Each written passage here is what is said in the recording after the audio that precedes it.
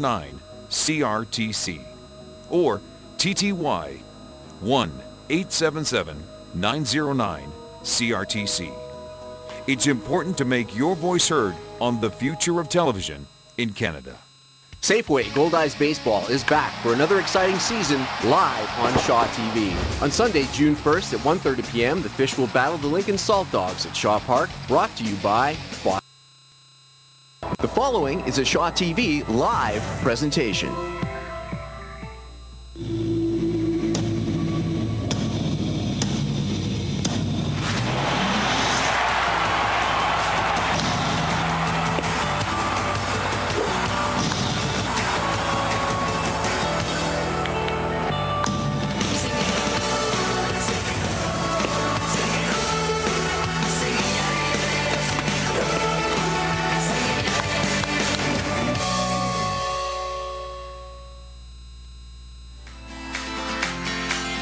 Today's game is brought to you by Boston Pizza.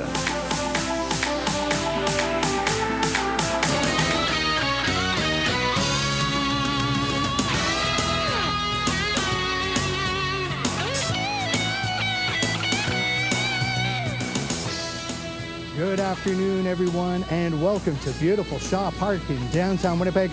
You're watching Safeway Goldeyes Baseball here on Shaw TV. Coming up, the fourth in a four-game set between the Lincoln Saltdogs and the Goldeyes. But up first, the pregame show brought to you by Safeway, ingredients for life. Hi there, Al Foster with you, field level on what's turning out to be an idyllic day for baseball. Beautiful sunny skies and just a slight breeze blowing from left to right field. Well, this current four-game set for the Goldeyes has really been a case of two teams. Pitching and bats coming alive for the first two games as the Goldeyes came away with big wins in both of those contests. But last night, Lincoln bit back with a huge 8-1 win. So, needless to say, the Goldeyes are really going to want to bounce back this game and come away with 3 wins out of 4 games. But to help break it all down, let's not rely on me. I'm just the leadoff guy. Time to go to the meat of the order. Ken Weaver and Scott Taylor. Thank you very much, Al Foster, and hi, everybody. Scott Taylor, Ken Weaver, the Winnipeg Sun. And this afternoon, the Winnipeg Goldeyes won't look like the Winnipeg Goldeyes. They'll be wearing the uniforms of the Elmwood Giants, one of the teams going in to the Manitoba Baseball Hall of Fame. It's Hall of Fame Day today. Kenny, you're not in yet, are you? No. You're way too young. I'm waiting for one of those teams to be inducted. You should. Well, that's the only way I got in, was because of the Girouets. We're going to go down to field level. The Manitoba Young People's Choir is singing the national anthems.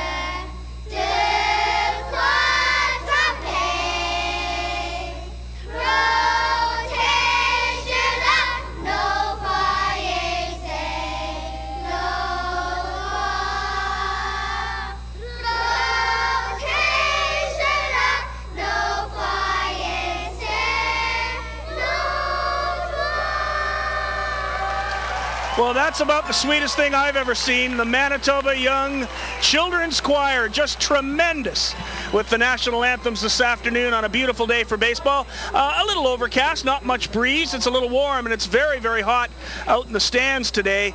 But it's a perfect day for the ball players, and it's a great day for baseball. Every day is a great day for baseball. The Goldeyes starting defensive alignment, the boys out in the carpet, is brought to you by A&R Carpet Barn. Visit one of our 2 locations at 50 Archibald Street and 655 Pembina Highway. The Goldeyes today, pretty standard. Luis Allen catching once again. Josh Mazzola at first. Jake Blackwood is at second. Tyler Kuhn at short. Ryan Pineda at third. Ray Sadler in left. Reggie Abercrombie in center. Donnie Webb in right. And Kyle Anderson is the pitcher. Mazzola's at first base today because Casey Harther is going to take another day off because of that tweaked groin muscle that he suffered back on Thursday night. The Goldeyes starting defensive alignment brought to you by A&R Carpet Barn. Visit ANRCarpetBarn.com. Your Goldeyes starting pitcher is brought to you by Lower Level Sports Cards at 189 Henderson Highway, right beside the subway. Visit us at lowerlevelsportscards.ca. Tell us about Kyle Anderson, who has been very good this season. No question, Scott. The left-hander is coming off a very strong performance, 6 1/3 inning to get the win against the Sioux City Explorers on Tuesday. 2-0 record this year, 1.13 earned run average, 2-seam and a 4-seam fastball. Changeup is very key for him. Also has a slider. Fastball will come in the mid to high 80s, and again, he came off just an outstanding performance where he didn't get a lot of run support, but he really did his job before turning it over to the bullpen. Kyle Anderson is your Goldeyes starting pitcher, and it's brought to you by Lower Level Sports Cards at 189 Henderson Highway, right beside the subway. Visit us at lowerlevelsports.ca.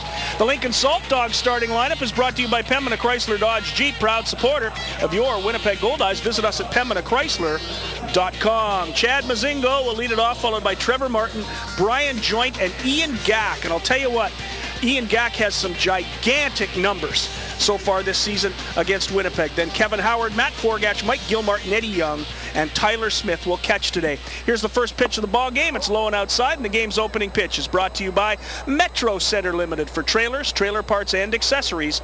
Visit us at 620 Nairn Avenue. 2 pitches in. It's a 1-1 count on the leadoff man, Chad Mozingo. Anderson getting the sign from Luis Allen. He kicks, delivers. It's high and outside for ball 2. 2 balls and 1 strike to Mozingo. The Goldeyes lost last night 8-1. Could not handle Joe Basenius. Unbelievable pitching effort by the Saltdogs veteran.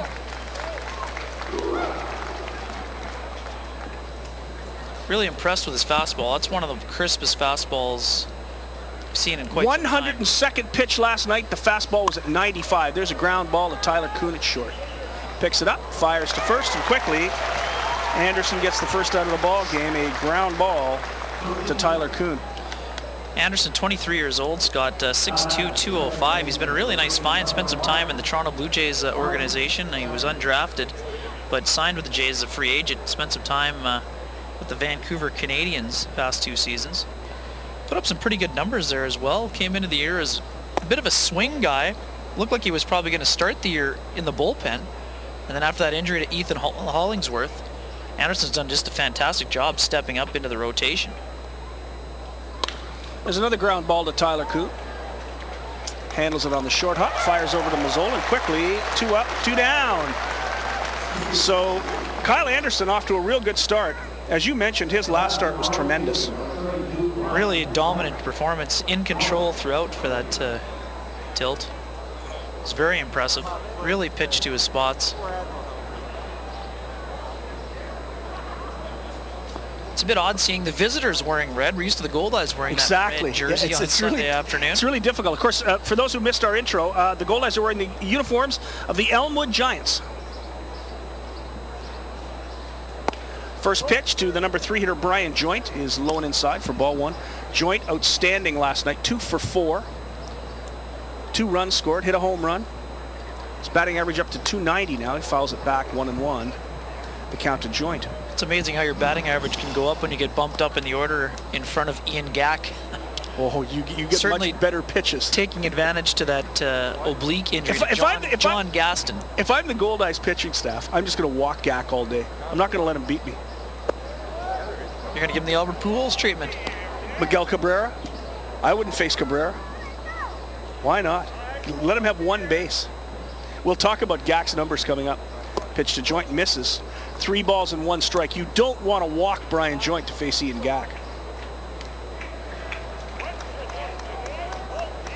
3-1, the count to Brian Joint. Here's the pitch. It's way inside for ball 4. They've walked Joint, and here comes Ian Gak with a man on. He's the cleanup hitter, and tonight's cleanup hitter is brought to you by Multi-Material Stewardship of Manitoba. Did you know that more than half of all household garbage can be recycled? Recycling is easy and convenient. Are you recycling all you can? We all win with recycling. For more information, visit simplyrecycle.ca.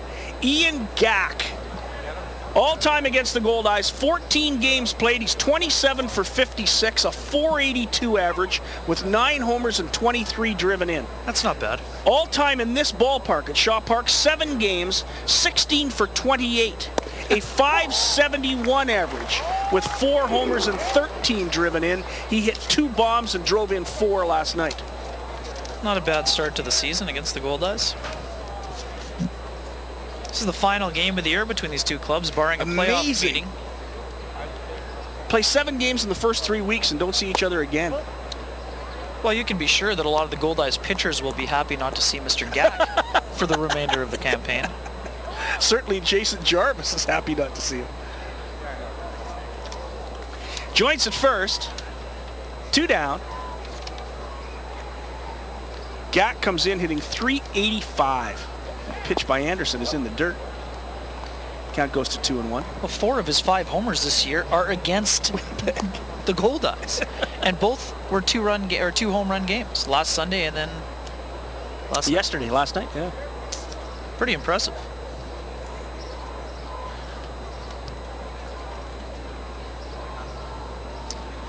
Joint not a big lead at first. Mazzola holds. Anderson checks the runner and he goes over to first base.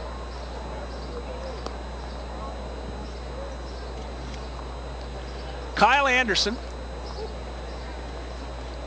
is a Californian, Aptos, California. Just turned 24 years old last week. Here's the pitch from the lefty, and it's a long fly ball foul. Gak got all of that off-speed pitch and turned on it too quickly.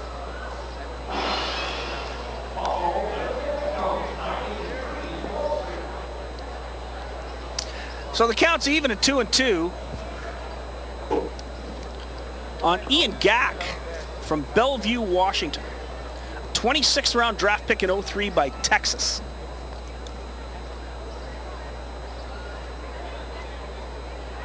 "11 years ago. Pitch by Anderson. Swing and a miss. He struck him out. Kyle Anderson gets Ian Gak on strikes, and that's a nice way to start the ball game. You walk Joint, get to Gak, and strike him out. No runs, no hits, no errors. 1 man left on the walk. We've played half an inning here at Shaw Park on a perfect day for baseball. It's Lincoln 0 with Winnipeg coming to bat. This is Safeway Goldeyes Baseball live on Shaw TV.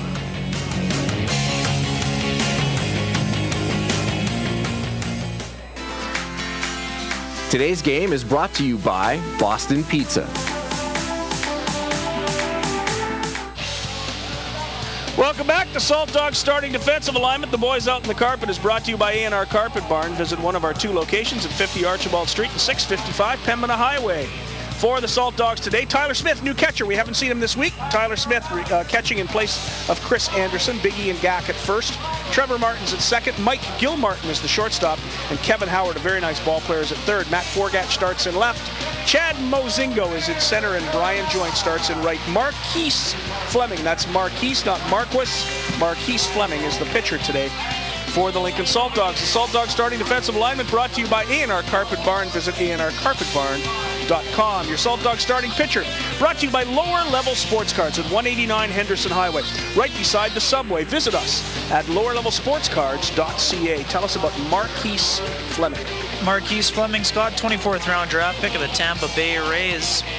It's off to a pretty good start this season numbers-wise, but not getting any run support whatsoever. 1-2 record, but a 1.4 earned run average. Wow. That ranks 3rd in the American Association. He'll bring an upper 80s fastball, curveball, slider, and his money pitch is his changeup. And he's coming off a complete game shutout, 7-inning variety against Grand Prairie.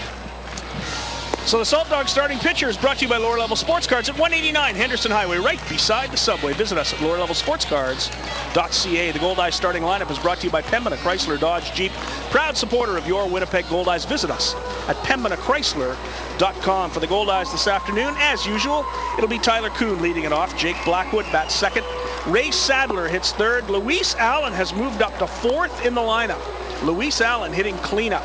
Donnie Webb is hitting fifth. Reggie Abercrombie sixth. Josh Mazzola drops from fourth to seventh. Ryan Pineda hits eighth. And the designated hitter today with Casey Harther injured is Jordan Gaida. He'll bat ninth.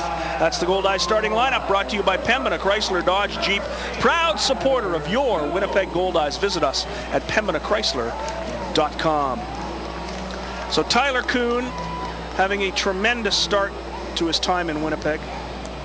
And he comes into this ball game pretty much raking.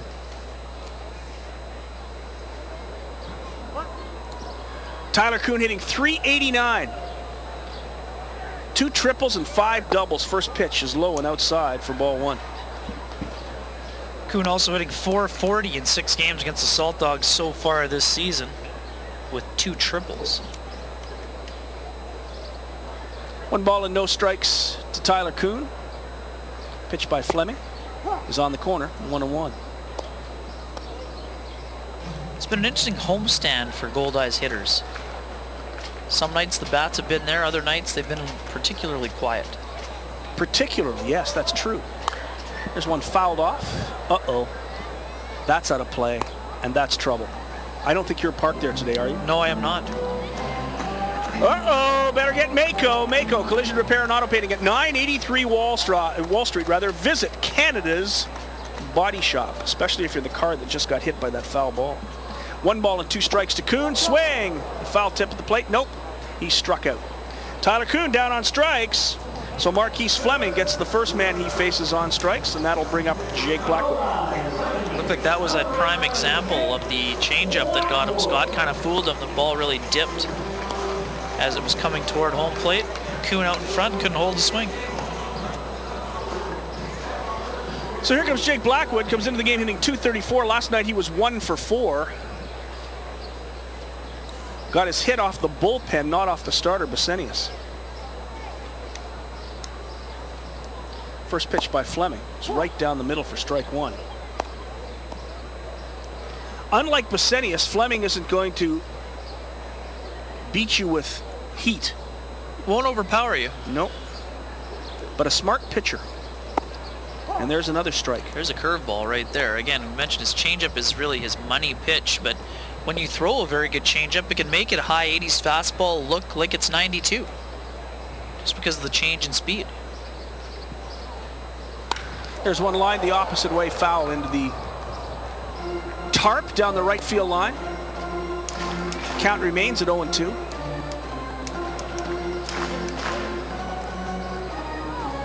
Although Blackwood's average hasn't been there, Scott, I've really liked some of the at-bats I've seen from him during this 7-game homestand. He really takes a good approach to the plate. Swing and a miss. He struck him out. 2 strikeouts in a row for Fleming. And you mentioned the Goldeyes bats. They're creaky after the first 2 games of the series. First game of the series, they went 8-5. Right. Big home run in the 9th to win the second game 5-4. And then last night just couldn't handle Besenius. And this morning, 2 straight strikeouts against Fleming. Here comes Ray Sadler. And again, it's not like the Goldeyes are the only team that has had trouble against Fleming. He had 8 strikeouts in his last appearance. So, you know, this is a guy that knows what he's doing. He was a Double-A All-Star in the Rays organization. Spent considerable time spent some time at the AAA level as well. There's one right down the middle, 1-1 to Ray Sadler. Sadler comes into this one hitting .250. Last night he was 0 for 3 with a walk.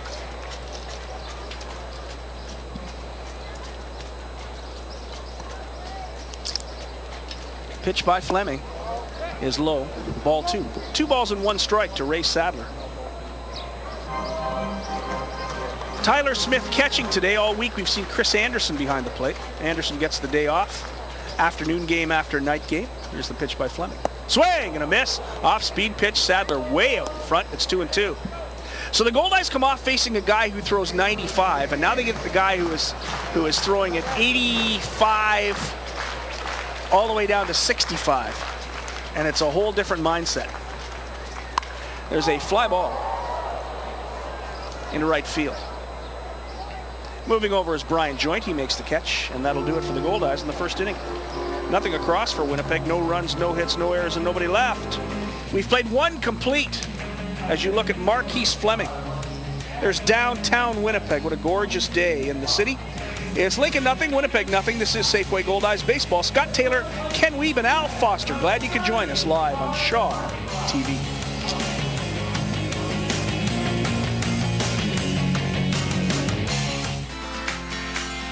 Today's game is brought to you by Boston Pizza. Join the movement to kick cancer.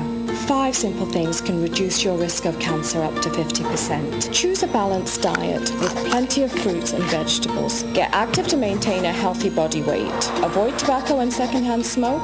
Protect yourself from UV rays. Follow cancer screening guidelines. See your doctor for regular checkups.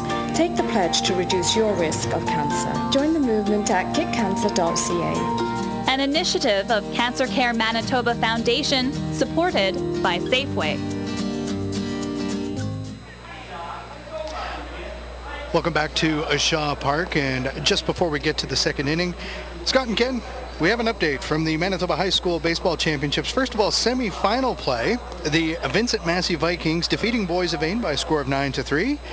And Kenny, the W.C. Miller Aces blanking the Westwood Warriors 2-0.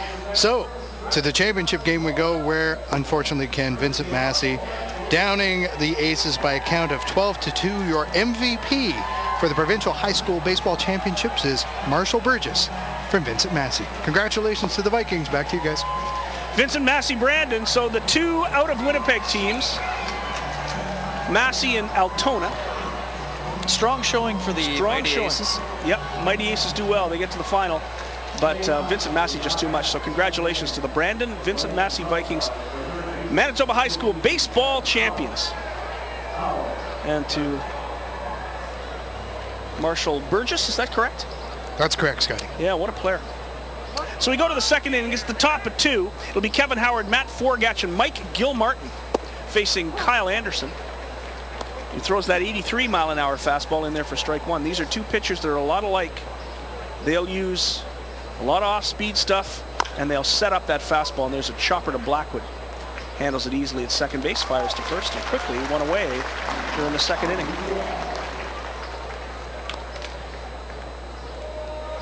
That'll bring up Matt Forgatch. Forgatch last night went 3 for 5, scored 2 runs, picked up his 3rd double of the year, stole a base, and hit his first home run of the season. Big night for Matt Forgatch. First pitch is hit a mile in the air to Reggie Abercrombie in center field. On comes Reggie, high sky today. He came a long way. That wasn't hit very far. And Reggie makes the catch. Forgatch, one of those guys that Ken Oberkfell, the Saltdogs manager, was hoping would get the bats coming around, and yesterday he certainly did do that. Today he's retired in his first trip. On his first pitch. Good pitch down in the zone, looked like a slider to me. High sky, got some good communication happening between Tyler Kuhn and Reggie Abercrombie. Hauls it in. Here's Mike Gilmartin in hitting 150. Takes a strike on the first pitch from Kyle Anderson.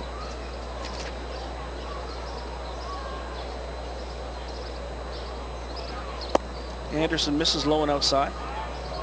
Now, if I'm Matt Forgatch, and I don't, these are guys that have long careers left, but when it's getting toward the end, I like to take a few pitches to start my day. Yeah, There's a pitch right down the middle, 1 and 2. You think a pitcher might throw you a cookie, drop you a cookie in there, thinking that you're waiting for one. It's early. I know what you mean. You like to see a few more pitches, see what he's all about. Enjoy those at bats. Oh, for sure. Only get 4 a night. There's one fouled off. Gil Martin spent 6 seasons in the Oakland A's organization, Scott. 2011, he was a mid-season All-Star in the California League as a member of the Stockton Ports. Another one of those great minor league names. 1-2 to Gil Martin. There's a line shot in the left field. It will drop for a base hit. Over quickly is Sadler. Gil Martin going for 2. Here's a throw by Ray Sadler. He's safe. Just beat it. Good throw by Ray Sadler. That's the first hit of the ball game for the Lincoln Saltdogs. The guy hitting 150, dumps it into left field, hustles around the bags, gets to second with the double. Just 2 for 13 in the series coming into this at bat. Scott, like a slider away. And Gil Martin just goes with the pitch, dumps it into left field. Sadler hustles over, but Gil Martin, he was never doubting the fact he was trying to stretch that into a double, and he comes through with the head first slide and gets in there safely with 2 down. So here's Eddie Young, who came into the ball game back on Thursday after an injury to John Gaston. And since then, Eddie Young has either been an outfielder or the designated hitter. He's the DH today. Pitch by Anderson is in the dirt. Good job blocking that pitch by Luis Allen.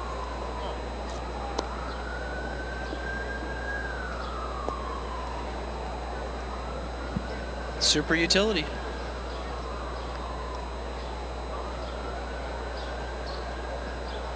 Anderson gets the sign from Luis. Here's the pitch low and outside. 2 balls and 1 strike to Eddie Young. Coaching at third base for Lincoln is their manager, Kenny Oberkfell. At first base, their hitting coach, John Harris.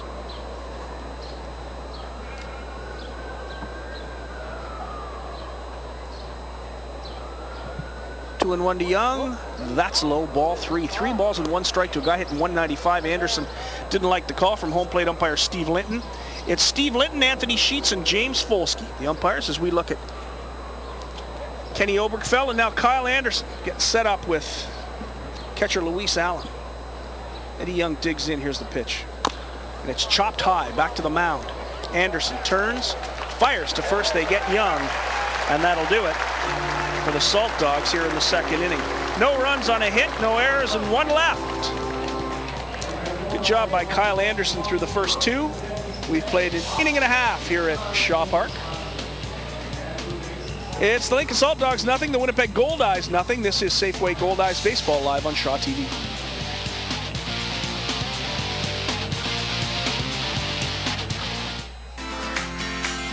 Today's game is brought to you by Boston Pizza. The Lazy Boy Comfort Zones, located in the Winnipeg Free Press Sky Suite, is fully furnished with the latest Lazy Boy sofas, love seats, and recliners. The Winnipeg Goldeyes would like to thank Lazy Boy Furniture Galleries, located at 1425 Ellis Avenue, for their support. Lazy Boy Furniture Galleries. Comfort, it's what we do. 1 in 4 deaths on Manitoba roads involves a distracted driver. Texting and driving is illegal and could cost you a $200 fine, 2 demerits, or your life. Please don't text and drive. A message from Manitoba Public Insurance and your Winnipeg Goldeyes. We'll go to the bottom of the second inning. For the Goldeyes, it will be Luis Allen, Donnie Webb, and Reggie Abercrombie. And Luis Allen is our Multi-Material Stewardship of Manitoba cleanup hitter this afternoon. It's brought to you by Multi-Material Stewardship of Manitoba. Did you know that more than half of all household garbage can be recycled? Recycling is easy and convenient. Are you recycling all you can? We all win with recycling. For more information, visit simplyrecycle.ca. We haven't seen Luis Allen in the cleanup spot much during his career. No, and certainly not this season. Every now and again he'll be there, but I don't recall. It's been a number of years since we last saw Luis hit cleanup. I like the call. I have no problem with it. Josh Mazzola's been scuffling a little bit.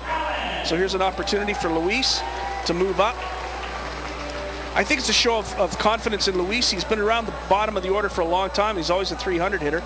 Luis has been struggling a little bit, hitting 244, but he's hitting rockets right at. He's a guy that can drive in runs, yeah, and he's has good at bats, goes deep into counts a lot of the time, and he's been a guy that's been able to come through with runners in scoring position during his career. Well, Luis is considered an LS5 now. But I would call him a veteran. This is his 6th year with the Goldeyes. 1 ball and no strikes to Luis. Marquise Fleming delivers. That's low, 2-0. And you're right. Luis has a good eye, goes deep and counts. Now, Luis is a guy, too, that in his first couple of years in the organized baseball did not appear in a lot of games. He was the backup catcher, didn't play a lot, so that sort of helped his classification. There's a pop-up. Kind of reached for that one. Second baseman calls off Ian Gack, and Trevor Martin takes it for the first out of this second inning. Looked again, one of those changeups. Goldeyes have really been out in front on the changeup so far. Again, we've said that is the bread and butter for Mr. Fleming. And it's been very evident, a lot of pulling the string in the early at-bats here for the Goldeyes. Haven't been able to figure out that Fleming changeup just yet. First pitch to Donnie Webb, low and outside. Donnie Webb's off to a pretty good start, hitting .298. Yesterday, Webb was 2 for 4 with a run scored. Goldeyes player of the game, had a double in the 9th inning. There's a ground ball, handled easily at first base by Ian Gack. He flips to Fleming, and that's the second out of the inning. Real nice job by Fleming of getting over to cover his base. Little pitcher's fielding practice right out of spring training right here. Hard hit ball to the first baseman. Gack with the flip. Fleming doing a nice job of getting over the base. Led nicely by the underhand and toss. gave him a great target. Very good all around. That is exhibit A on what managers and pitching coaches want to see from their pitchers in situations like that. So 2 away here in the second. That brings up Reggie Abercrombie, the hero on Friday night, with that 2-run home run on the bottom of the 9th. Goldeyes back from a 4-3 deficit to win at 5-4. He's had himself some good at-bats. Oh, he sure has. Against the Saltdogs this series. Swing and a miss. Way ahead of that changeup, and you're right about that changeup. That has Goldeyes hitters off balance already. And it's all about the arm action, Scott. It comes out of his hand looking like a fastball, and all of a sudden it just doesn't arrive on time. And that sawed him off. Reggie pops it to Gack, and that does it. A very, very swift inning for Marquise Fleming. Nothing across. Goldeyes 6 up, 6 down through 2. We'll go to the top of the 3rd. It's Lincoln nothing, Winnipeg nothing. This is Safeway Goldeyes Baseball, and it's live right here on Shaw TV.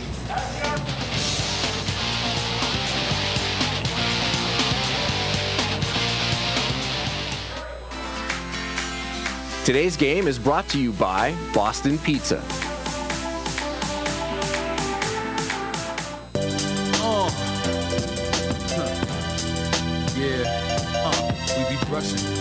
We be brushing, yeah.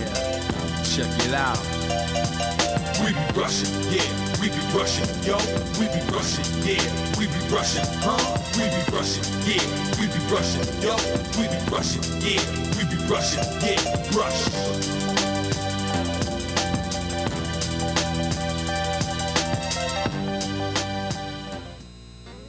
At Shaw TV, we are proud to bring you live events, and we value your comments. Call the Shaw TV viewer response line now, 204-480-3500, or email us, shawtvwinnipeg@shaw.ca, and let us know how we're doing. Or find us on Facebook and Twitter at Shaw TV Winnipeg.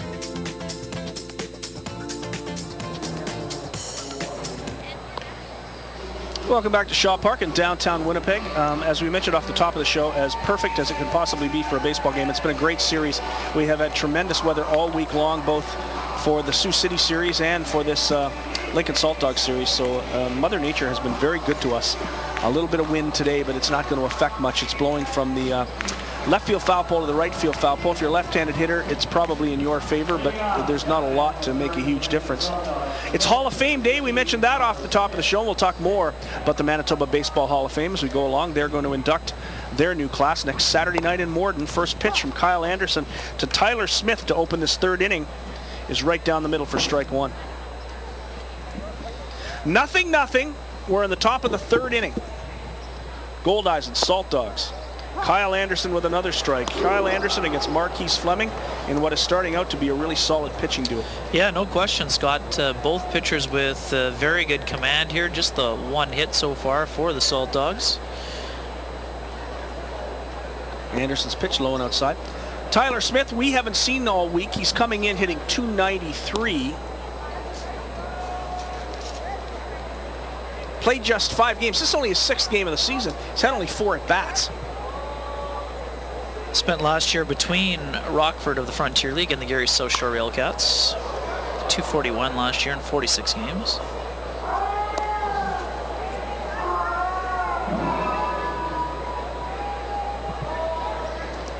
Also spent 2 seasons in the Kansas City Royals organization, 2011 and 2012.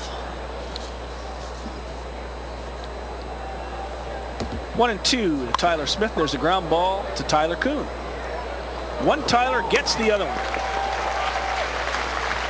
Smith is the first out of this 3rd inning. We'll go back to the top of the order and Chad Mozingo.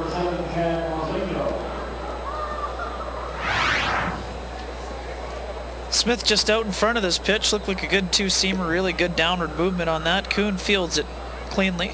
Sort of a semi-sidearm toss over to first base to Mazzola to record the out.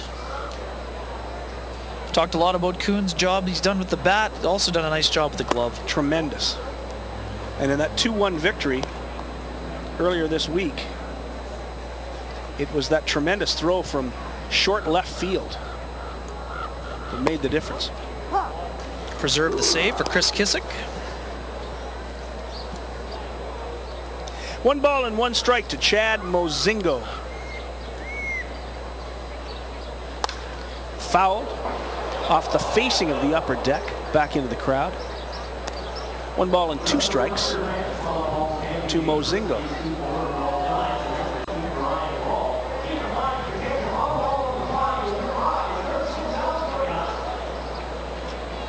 One ball and 2 strikes to Mozingo. Here's the pitch.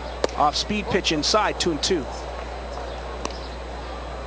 Goldeyes play Mozingo straight away. Everybody but Reggie Abercrombie, who plays as but a shallow center field as you will see in this league. 2-2 the count. Here's the pitch. Popped up, foul. Out of play. Count remains 2-2. Mozingo last night was 1 for 5. His average dropped to .292. But with the game that Gak had, the game that Forgatch had, and the game Brian Joint had, a guy can be forgiven for not having a great night. Yes, indeed. 2-2 to Mozingo. Pitch by Anderson. There's a ground ball to Jake Blackwood. Big high hop. Blackwood handles it easily. And that's 2 away here in the 3rd inning. It'll bring up Trevor Martin. And on occasion, you like to save some of those hits for meaningful games when they're tight, and you may need one. Yeah, I thought about that for a while, that you're saving hits. No, not saving, but you don't feel quite as bad about not piling on. Oh, no, exactly. Oh, that, I mean, you can quite happily sit in that dugout and watch Joint and Gak just rake. Every time Gak came up, it seemed like Donnie Webb just turned his back and looked at the Canada sign and watched the ball sail over it. Yeah, don't get me wrong. When you're in that situation, you're trying to pile up the hits because you think the pitcher's vulnerable. Swing and a miss, strike 2. Kyle Anderson so far, along with Marquise Fleming of the Saltdogs, not vulnerable at all. Quick 2 strikes to Trevor Martin. Pitch by Anderson. Popped up foul. That'll get out of play. I don't see Jim Busby in the crowd today. He might be there. Made that catch the other day. Looking to try to find him. It went viral, Kenny. Indeed. It ended up on Huffington Post. It was on Sports Nation with Mark Schlereth and Michelle Beadle. Went everywhere. There is a line drive caught by Trevor Kuhn at shortstop. Trevor Martin just got the bat out on it and lined it to Tyler Kuhn. And a quick 3-up, 3-down inning for Kyle Anderson. So Anderson continues to cruise along. As you look at downtown Winnipeg, what a gorgeous day. A great day for parades and halls of fame. We'll talk a lot more about the Hall of Fame. It's Lincoln nothing, Winnipeg nothing. Scott Taylor, Ken Wiebe, Al Foster. This is Safeway Goldeyes Baseball, live on Shaw TV.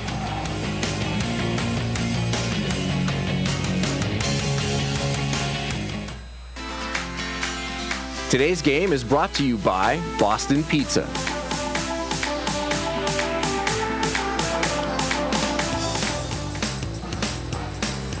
Chiropractors in Manitoba are passionate about the services they provide. Over the years, they develop health and wellness programs for the public that provide preventative approaches to avoiding pain and improving daily performance. One of those programs, Straighten Up Manitoba, which we do right here in the ballpark, will help improve posture, stabilize core muscle groups, enhance health, and prevent problems with your spine. Complete the exercises when you have 3 free minutes anytime during your day. A message from Manitoba Chiropractors. It's the sieve everybody loves, the home run sports sieve. He couldn't stop a basketball. But tonight, Corey Crawford and Jonathan Quick will go at it. Well, should be interesting. Big pressure to make big saves. The final game of the Western Conference Championship of the National Hockey League, Jonathan Toews and the Chicago Blackhawks against a very, very nice Daryl Sutter-coached Los Angeles Kings club. Daryl Sutter had the line of the year this week. After LA lost Game 6 at home, Aline Elliott, who writes for the LA Times, tweeted that she asked Daryl Sutter what he said to his players after the game, and the response, flight at 11. Daryl is nothing if not succinct. What was the question they asked him the other day about, was the second line playing well? And he asked, who's on that line? He said, that's Jeff's line, meaning Jeff Carter. Yeah, they've been pretty good for us. Okay. Very interesting. Yeah, that's tonight, 7 o'clock on the CBC. We're in the bottom of the third. As you see by that little score bug, it's Lincoln nothing, Winnipeg nothing, as Marquise Fleming pitching extremely well for these Lincoln Saltdogs. And he'll face Josh Mazzola, Ryan Pineda, and Jordan Gaida here in the third inning. It's not often you get 3 names that end in A in the bottom of the order. Swing and a miss by Mazzola, 1-2 the count. And both Marquise Fleming and Kyle Anderson, 2 good young pitchers, have been outstanding in this game through the first 3. Must be a Canadian game. Must be. Eh? 1-2 to Mazzola. Pitch in the dirt, 2-2. Mazzola, Pineda, Gaide. Mazzola's average not quite used to what we've been seeing, but he's had a few good at-bats during this homestand as well. Started to look a little bit more like himself. Just hitting .209. That is not Mazzola-like. And there's a chopper back to the mound, handled by Fleming. Nice play by the pitcher. He fires to first. And that's the first out of this third inning. 7 up, 7 gone. Some good hops here. Looks like there may have been some basketball in this his past. Really nice athletic play. Doing a nice job of composing himself after coming up with the baseball. Doing a nice job to record the first out of the inning. Here comes Ryan Pineda.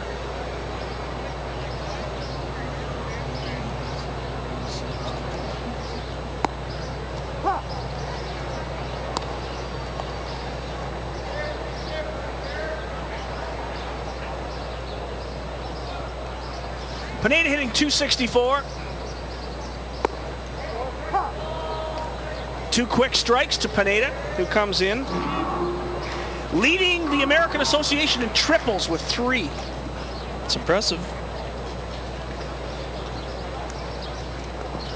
Pitches in the dirt, 1 ball and 2 strikes.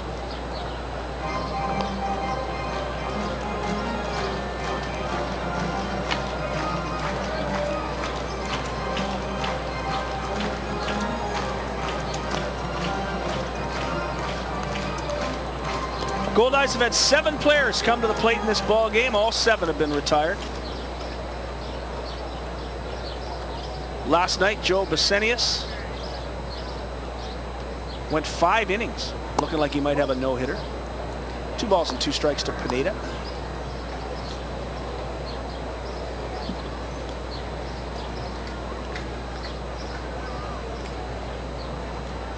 Fleming working quickly. It's chopped at the plate off the foot of Ryan Pineda. Both pitchers have worked quickly in this ballgame. Very nice job of throwing strikes.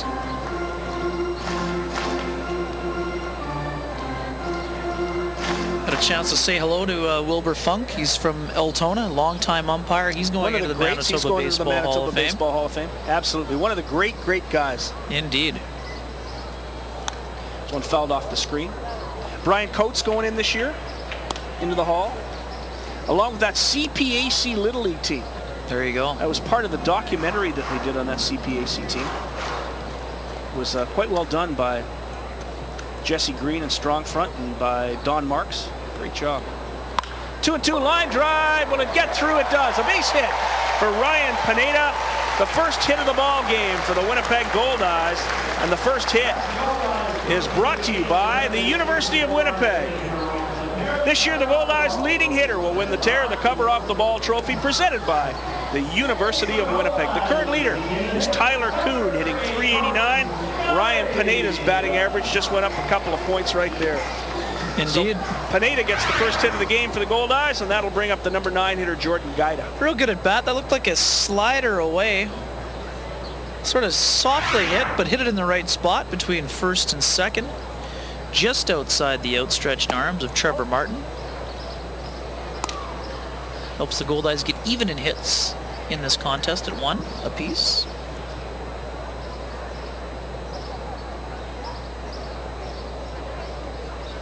One ball and no strikes to Guida. Pineda with a pretty good lead. Pitch by Fleming is way outside, ball 2.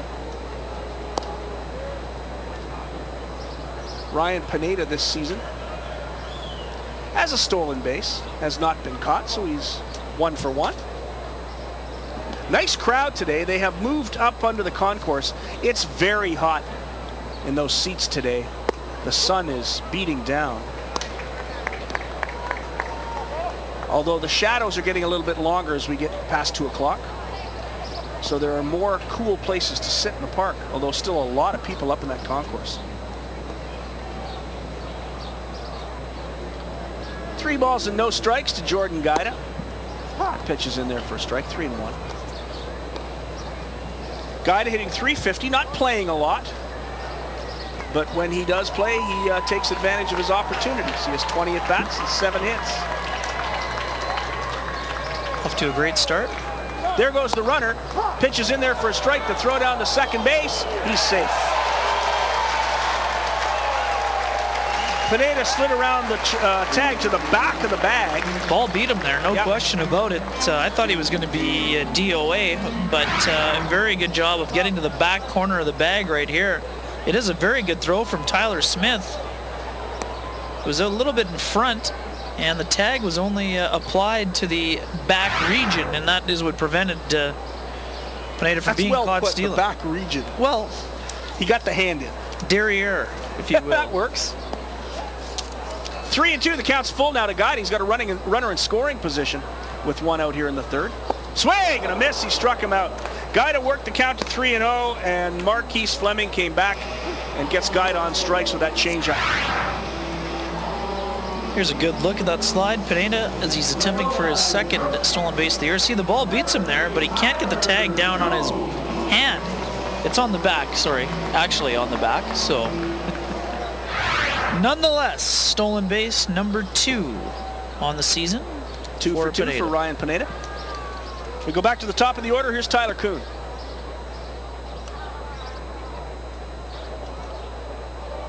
Fleming kicks, delivers. It's in the dirt, ball 1. So the 2nd time through the order for the Goldeyes, they get another look now at Marquise Fleming.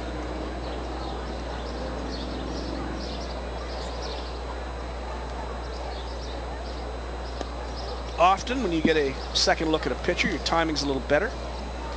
It wasn't last night against Joe Bissenius. Yeah, not a lot of people had good timing against Joe Bissenius. Bissenius pitched in Philadelphia with the Phillies in 2007 and with the Washington Nationals in 2010. Threw it in the 90s regularly last night. Pitch by Fleming. It's low and outside. Ball 2. 2 balls and no strikes to Kuhn. And again, Ken Oberkfeld mentioned to me going into the series, Scott, that he really built this team around its pitching staff, and you can tell these are 2 rock solid starting pitchers right here, back to back, and it's great managing having them throw one after another, given the difference between the high heat man and the guy who counts on his change to get outs. So once again, Fleming goes to 3-0. This time on Tyler Kuhn. It's such a different look between the two pitchers yesterday and today, Besenius and now today Fleming. 3 balls, no strikes. There you see Ryan Pineda down at second base. Now you look at Tyler Kuhn in the batter's box.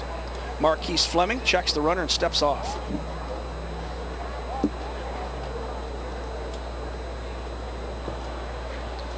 A single and a stolen base for Pineda. Puts a runner in scoring position with 2 away for the Goldeyes shortstop. Here's the pitch. It's right down the middle for a strike. Fastball at 83. Tyler Kuhn, as we mentioned, has had a great start. 28 hits in 73 at-bats. 5 doubles, 2 triples. He's driven in 6. Already scored 13 runs for the Goldeyes. Impressive numbers. That pitch is in there for strike 2.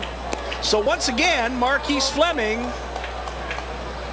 who went to 3-0 on Jordan Gaida. He's not afraid. He just threw a changeup, 3-1. Kuhn obviously would be looking for a fastball in that situation. And remember, that's what Casey Harther said. That was the toughest thing for him to get used to the way the game is pitched in this league, because they throw pitches you don't expect. That one's inside for a ball, and Tyler Kuhn draws a walk. Really good at bat. A lot of good patience in that at bat from Kuhn. And that'll bring up Jake Blackwood, the hard-hitting Jake Blackwood, who went 1 for 4 last night. Now batting .234 on the season. What's very interesting about this series, the Goldeyes have won 2 out of the first 3 games, and they're locked into a pitcher's duel today. But if you look at team totals so far in the season through 16 games, the Goldeyes are 10-6, Lincoln is 7-9, and Lincoln leads in every statistical area, in every team statistical area, and in some areas by a lot. Except for one, bullpen ERA, which has killed them. First pitch to Blackwood, outside for ball 1. But overall, lead in batting 281 to 278, leading pitching 3.77 to a 4.92 ERA, and they lead in fielding 980 to 972. Right. Proving once again, stats can be for losers. I don't believe in that theory stats are for losers, but they can be. Early in the season, the numbers get so skewed, and again, if you lose 10-1 or 17-8, one game, it makes no difference, but it sure impacts your numbers. And the Goldeyes are beaten 18-5. And the other thing too, Saltdogs starting pitching, their earned run average for their starters this year, 299, very impressive. Their bullpen has obviously been much worse than that. So catcher Tyler Smith heads out to the mound to have a chat with Marquise Fleming, who has run into a little bit of a command problem. He went to 3-0 on Gaida, but did come back and get him on strikes. He went to 3-0 on Kuhn, got it to 3-2, and then threw a pitch inside, and now he's gone to 2-0 on Blackwood. Yeah, and a smart job by the catcher to recognize that and go out there and, again, subtle reminder, trust your stuff. They haven't really done much against you. Stop trying to be so fine. Give me strikes on the corners. 2-0 the count. Swing and a miss. 71-mile-an-hour change. Fools Blackwood. Again, he's looking for a fastball in that situation. Why wouldn't you? If you're a hitter. Looking for a pitch on the inner half to try to drive into the gap. To drive in a run, but he got fooled by that changeup, which has been nasty so far. There's a little pop-up. Right back to the mound. Fleming makes the call, and that's the end of the inning. Goldeyes threaten, but they do not score. No runs on a hit, no errors, and 2 left. We have 3 complete innings in the book. We'll go to the top of the 4th. You look at Marquise Fleming and catcher Tyler Smith. It's Lincoln nothing, Winnipeg nothing. This is Safeway Goldeyes Baseball, and it's live on Shaw TV.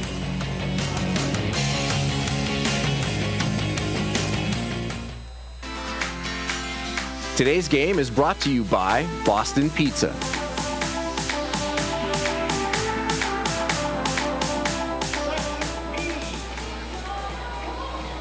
Welcome back to the park. We're just getting set for Al Foster and Rick Forney.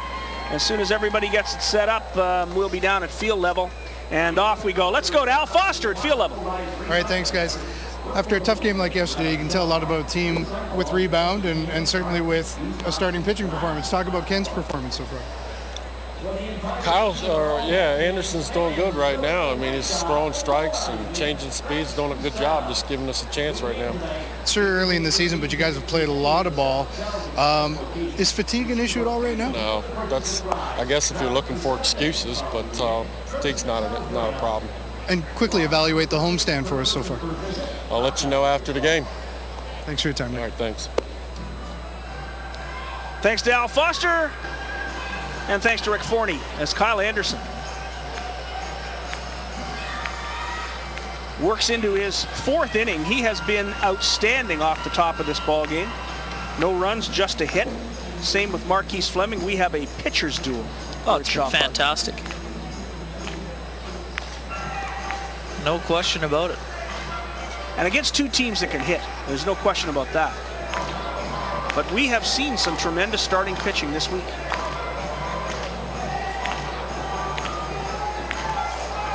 Been an interesting homestand. It'll be Brian Joint, Ian Gack, Kevin Howard to face Kyle Anderson.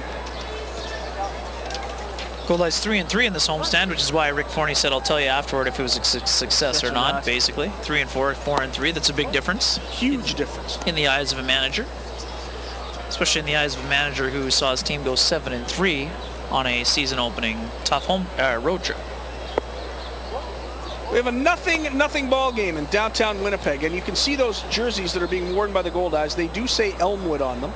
It's Hall of Fame weekend. The Elmwood Giants heading into the Manitoba Baseball Hall of Fame, and the Goldeyes, in honor of the Elmwood Giants, wearing the Elmwood Giants jerseys today. Counts 3-0 to Joint. And he misses again. Brian Joint walks for the 2nd time in this ball game. There have only been 3 base runners so far for the Lincoln Saltdogs, and Joint has walked twice, and now he's got to face Lincoln's big hitter, Ian Gack, with a man on base. Before the game, Al Foster had a chance to talk with Ian Gack. It was kind of rough the last couple of days, especially giving it up late to Reggie there at the end of the game there 2 nights ago. But it was nice to bounce back like that yesterday and get enough runs to support Joe out there with his good effort on the mound, and hopefully we can do it again today. So Ian Gack talking about how tough it was to lose that game in the 9th inning on a home run by Reggie Abercrombie against a very good pitcher in Marshall Schuler. He's the closer.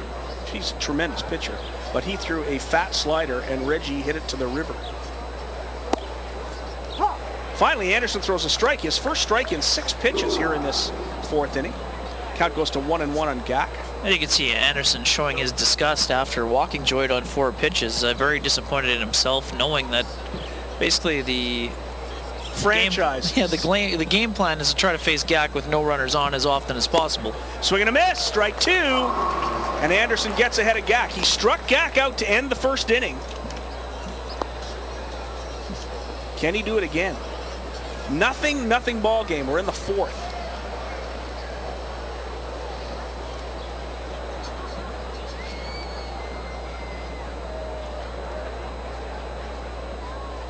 One and 2 the count. Swing, foul off. Count remains the same. Ian Gack, tremendous numbers against Winnipeg. 27 for 57 in 14 games against the Goldeyes. And here at Shaw Park, 16 for 29. He likes this park, and he likes Goldeyes pitching. Well, occasionally seen Rick Forney try to acquire players who've had success against them. There's one fouled off again. Back onto the roof. Guessing Kent Oberkfell will be in no hurry trying to move his slugger, though. But you never know how the race unfolds as the course of the season moves along. 1 and 2 to Gack. Not a very big league by Joint at first base. Here's the pitch, and that hits him. Anderson just lost that one and hits Ian Gack on the leg, and now Anderson finds himself in a bit of trouble without giving up a hit. Yeah, this ball just gets away with him. It almost goes behind him, Scott. Look at this right here. It looks like a cutter right in the rear end. And again, there's no way that Anderson is looking to hit anybody. Not with a man at first base. No. And no out in a scoreless game. In the fourth inning. Sort of stung Gack, you could tell. He'll just walk it off and stay in this contest, though, for sure. Well, getting hit on the leg. Gack going for a run now. Kenny Obergfell having a laugh. Josh Mazzola comes over to have a conversation with Kyle Anderson. The Goldeyes will be in on the corners, likely, and Mazzola will hold Gack, and they'll play it at double play depth. I would be looking for Kevin Howard to be bunting, though, in this situation. He's really swung the bat well in this series.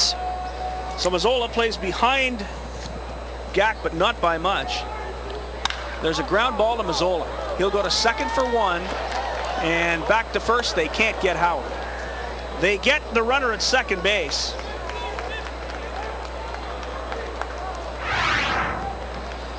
And Howard is safe on a fielder's choice. Well fielded by Mazzola.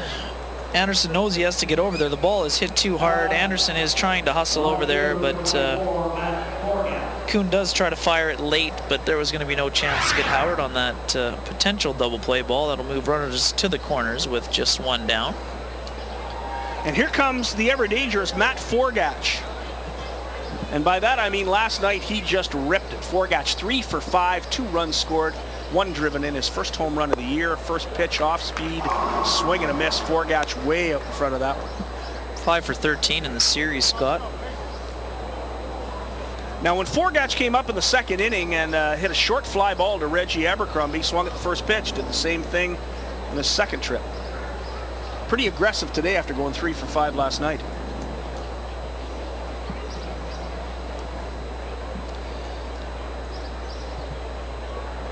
Riding a 6-game hitting streak, it appears.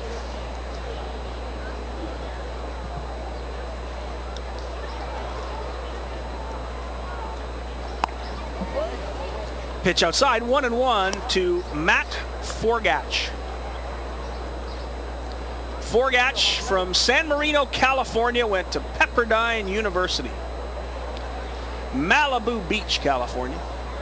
He's 25 years old, 6'1", 200 pounds. Pitch by Anderson, fouled off onto the roof. Anderson stays ahead 1-2. Got some good speed.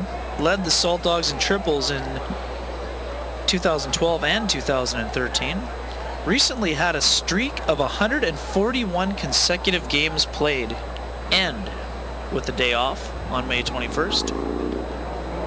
1-2 the count. Here's the pitch, and that's inside, a one-hopper that is fielded very well by Luis Allen. Speaking of that speed, Scott, 34 steals. That led the Saltdogs last year. It's got the wheels. Very good block by Luis Allen.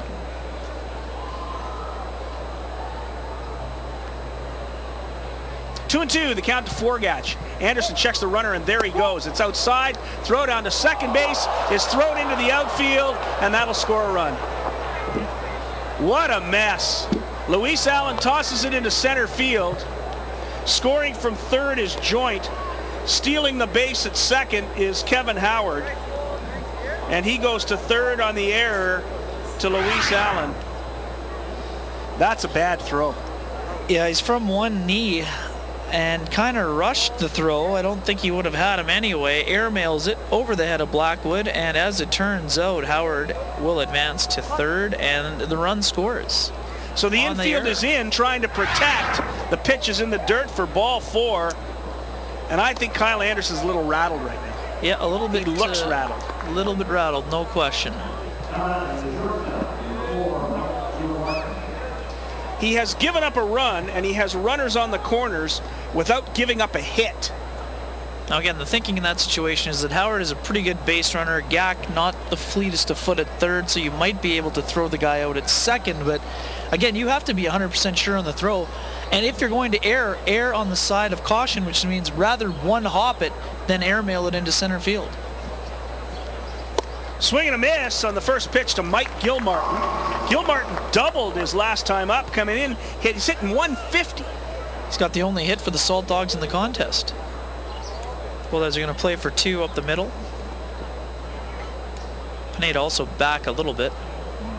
Ground ball to him. He'll also go to second, try to turn the double play. And they pick off Forgatch, and then they come to the plate on the double steal attempt, and they call it safe. Luis can't hold on to the baseball. The double steal works because Luis Allen can't hold on to the ball. Looked like good execution. Anderson does have the runner picked easily. Mazzola makes a good throw to Tyler Kuhn. Kuhn's throw is a little bit shy. And real good slide by Howard. Allen had it, but it snuck out of the glove. Almost as though it unintentionally kicked it out of the glove. Real good base running, good hustle. And that's the second run of this inning. And again, it's a lack of execution. The play was executed well until the ball popped out of the glove. As a result, there's 2 runs on the board for the Saltdogs, and a runner again moves into scoring position. Fastball from Anderson is on the corner for a strike. So no balls and 2 strikes to Mike Gilmartin.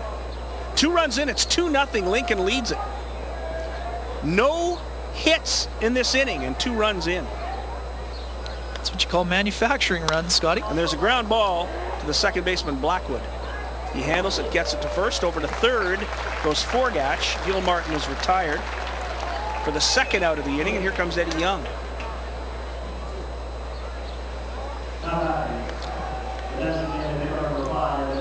All the throws were executed on that pickoff play. It's just tough for Allen because the ball was basically kicked out of his glove. Again, we talked about Kevin Howard the other day. You can tell he comes from a good program. He plays the game the right way. He's got a lot of experience. First pitch by Anderson to the number 8 hitter, Eddie Young. It's in there for a strike.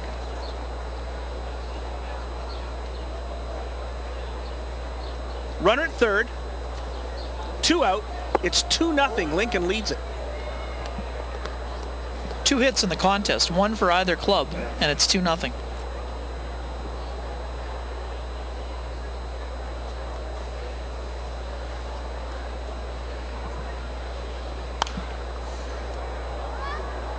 No. Pardon me, Scott, the folks in the truck. There's a great catch. Just a tremendous catch by a fan with his hat. That doesn't happen every day. No, that's an impressive scoop right there. Outstanding catch. Yeah, you were mentioning Luis Allen suggested that he wasn't kicked out of his hand, he just didn't pick it up. Here's a great look from center field. Oh, Allen just dropped the ball. It just looked like he was trying to apply the tag before the ball was in his glove. Pardon me, I thought Howard had to kick it out. Great angle. Good job by Luis there to block that slider in the dirt. A little bit of goaltending by himself right there for Luis. No question. Good stop, 2-2. Forgatch with that great speed, he had taken a very good secondary lead, and if that ball had gotten even a couple feet further to Allen's left, he would have tried to score. So Forgatch at third, 2 away, 2-2 the count on Young. 2 runs are in, 2-0. Lincoln leads it. Here's the pitch, and it's on the corner for strike 3. No question about that one. Kyle Anderson gets the final out of the inning. But what an inning it was. 2 runs on no hits. There was 1 Goldeyes error, and 1 man was left on base. Walks will do that. 2 walks and a hit batsman. Stolen base, couple of wild throws, and there it goes. It's 2-0. Lincoln leads Winnipeg. We're live at Shaw Park. This is Safeway Goldeyes Baseball. Today's game is brought to you by Boston Pizza. Ken, there's creative ways of making runs, aren't there? Well, usually leadoff walks come back and bite you, and the leadoff walk and then the hit batsman, and we manufactured, with running the bases. But it's two pretty good pitchers going at it, so you take runs any way you can get them.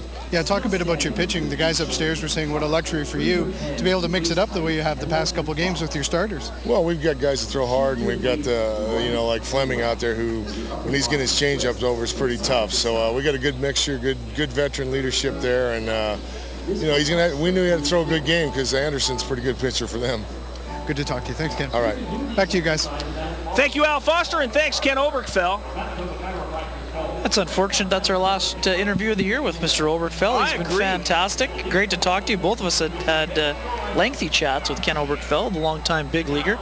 He had a little Whitey Herzog ball right there in that last inning with the old double steal. That was Whitey Herzog baseball. Very St. Louis Cardinals of the 1980s right there. And of course, Kenny Oberkfell played for those St. Louis Cardinals teams from 1977 to about 86 with that St. Louis club. Hal Lanier was the third base coach during part of that time under Whitey Herzog, the long-time Goldeyes manager.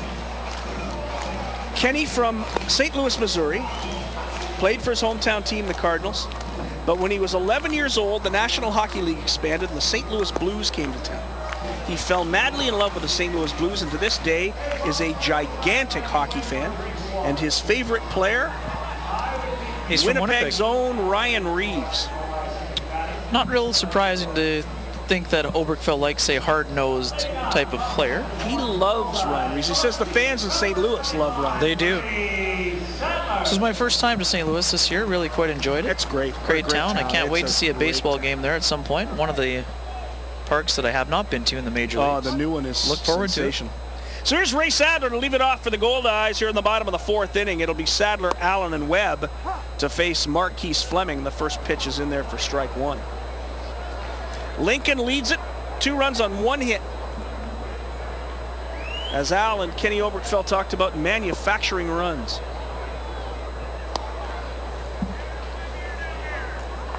Fleming's played for a couple of those great baseball names as well. The Charlotte Blue Crabs, and also played for the Montgomery Biscuits. That's where he was a Double-A All-Star in the Southern League. Also played for the Durham Bulls. There's a line shot, caught. Sadler got all of it, but a good job at shortstop by Mike Gilmartin to haul that one in.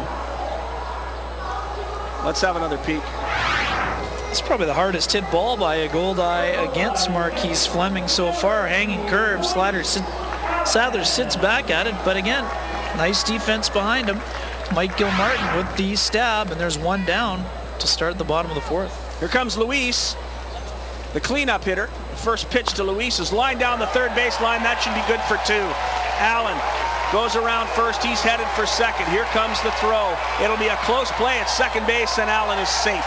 Luis Allen with the double right down the third baseline. So with 1 out, Allen is in scoring position. Here comes Donnie Webb, and the Goldeyes are trying to make some noise against Marquise Fleming. Well, you know, Luis Allen was disappointed by that throwing error and also by the ball that he bobbled at home plate that allowed the run to score. He takes great pride in his defense as well as his offense, and he knew he was going to try to make something happen here when he came to the plate in the bottom of the fourth. And with 1 out, he drills that ball inside the line, hustles his way to second base to get himself in a scoring position for Donnie Webb. Good hustle by Luis Allen. Remember, you can follow the game online. We're on Twitter at Shaw TV Winnipeg, or find us on Facebook. And if you're in the stands, if you're at today's game, share your view of the game with us on Twitter at Shaw. Just go to Shaw TV Winnipeg, #FanPick.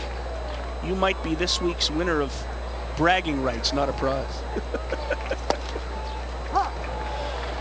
Pitch to Webb is in there for 1-1. Sometimes bragging rights are important. I like bragging rights. I'm a big fan of them. 1 ball and 1 strike to Donnie Webb. Luis Allen at second, 1 away. Sometimes there's no better prize. You're right. There is no better prize. Pitch by Fleming is a 1-hopper and a good job by Tyler Smith. Great block.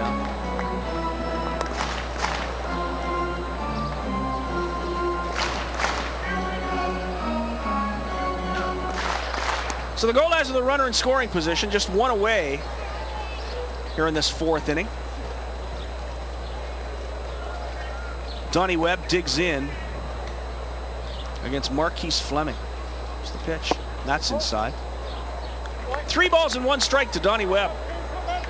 Moving into the on-deck circle, Reggie Abercrombie. And once again, if you have missed it, the Goldeyes are wearing the Elmwood Giants jerseys in honor of the Giants heading into the Manitoba Baseball Hall of Fame. Pitch to Webb is low for ball 4, and Donnie Webb draws a walk, and now the Goldeyes have something going here in the 4th. Before the game, Al Foster had an opportunity to talk to the man in the batter's box, Reggie Abercrombie. Reggie and I are probably getting tired of talking about it, but there was the slow start, but things have turned around. Just talk a bit about that. Hey, it's good, man. The slow start started out for everybody in baseball. That's how baseball started out. So, you know, I'm just trying to bounce back, work with the hitting coach, and try to get it back faster than I can. You know, my teammates been behind me, the coach staff been behind me. So, you know, we're just trying to bounce back and get wins. You say bounce back, and that's crucial for you guys today, isn't it? Yeah, it's crucial for us today because they came out swung the bat very well yesterday. The pitching was very well for them yesterday. So, you know, try to get this win, try to go back on the road for 7 more games, and try to get a win in Sioux Falls and Fargo. Reggie Abercrombie from Columbus, Georgia, a guy who played bits of 3 seasons in the major leagues with Florida and Houston. He can hit a baseball.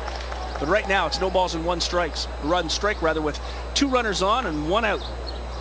This pitch in the dirt. Abercrombie holds up. There's an appeal.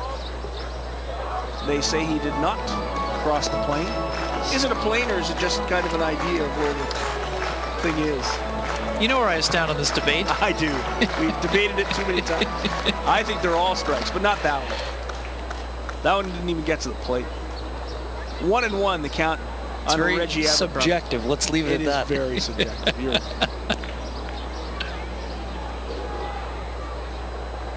Pitch by Fleming, swing and a miss. Boy, that off-speed pitch has everybody fooled today. No question.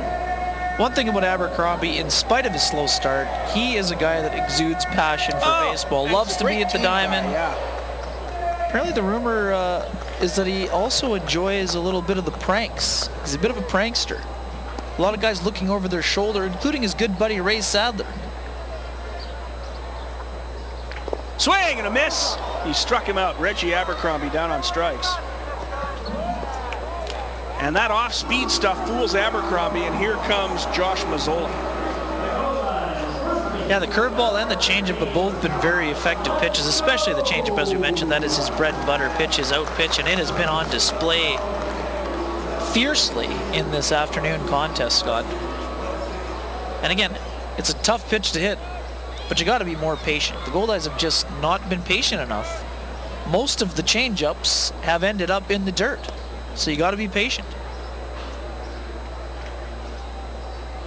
So Fleming's first pitch to Mazzola is low for ball 1. That was more of the curve right there. Good patience by Mazzola. Donnie Webb at first, Luis Allen at second. 2 away now. We're in the bottom of the 4th inning, 2-0. The Saltdogs lead it.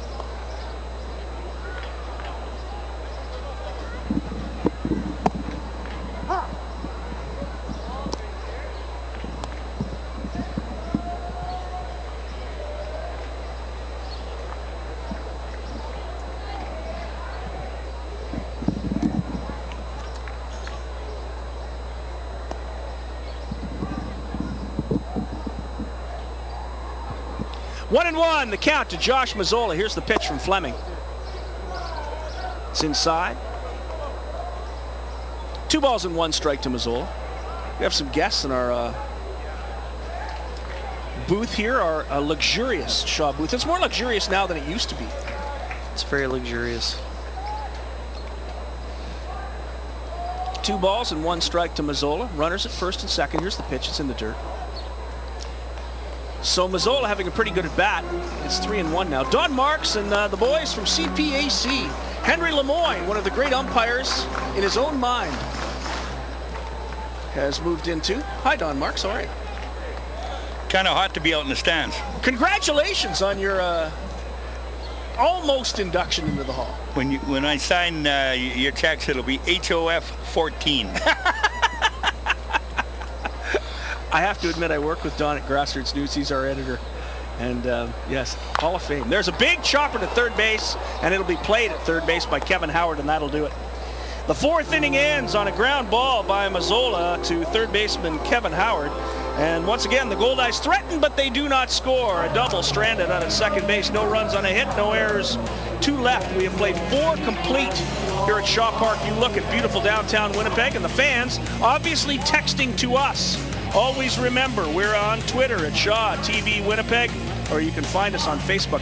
It's Lincoln 2, Winnipeg nothing. This is Safeway Goldeyes Baseball Live on Shaw. Don Marks is going to join us in the top of the 5th inning, and we'll talk about the Hall of Fame.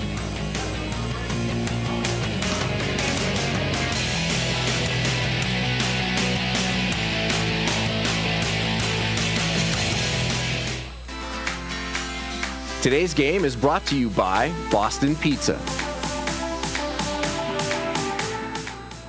Goldeyes Home Run Gang membership. For more information, call 982-BASE.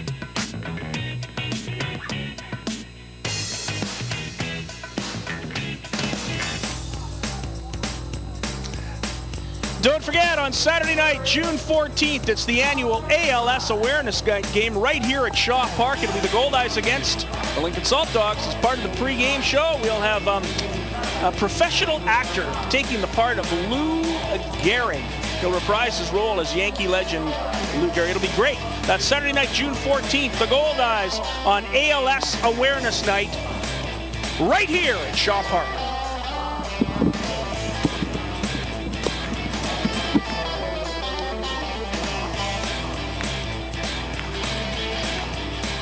So Kyle Anderson getting set for this 5th inning, and my guest here in the studio, our luxurious booth here at Shaw Park, is Don Marks. How you doing, Scott?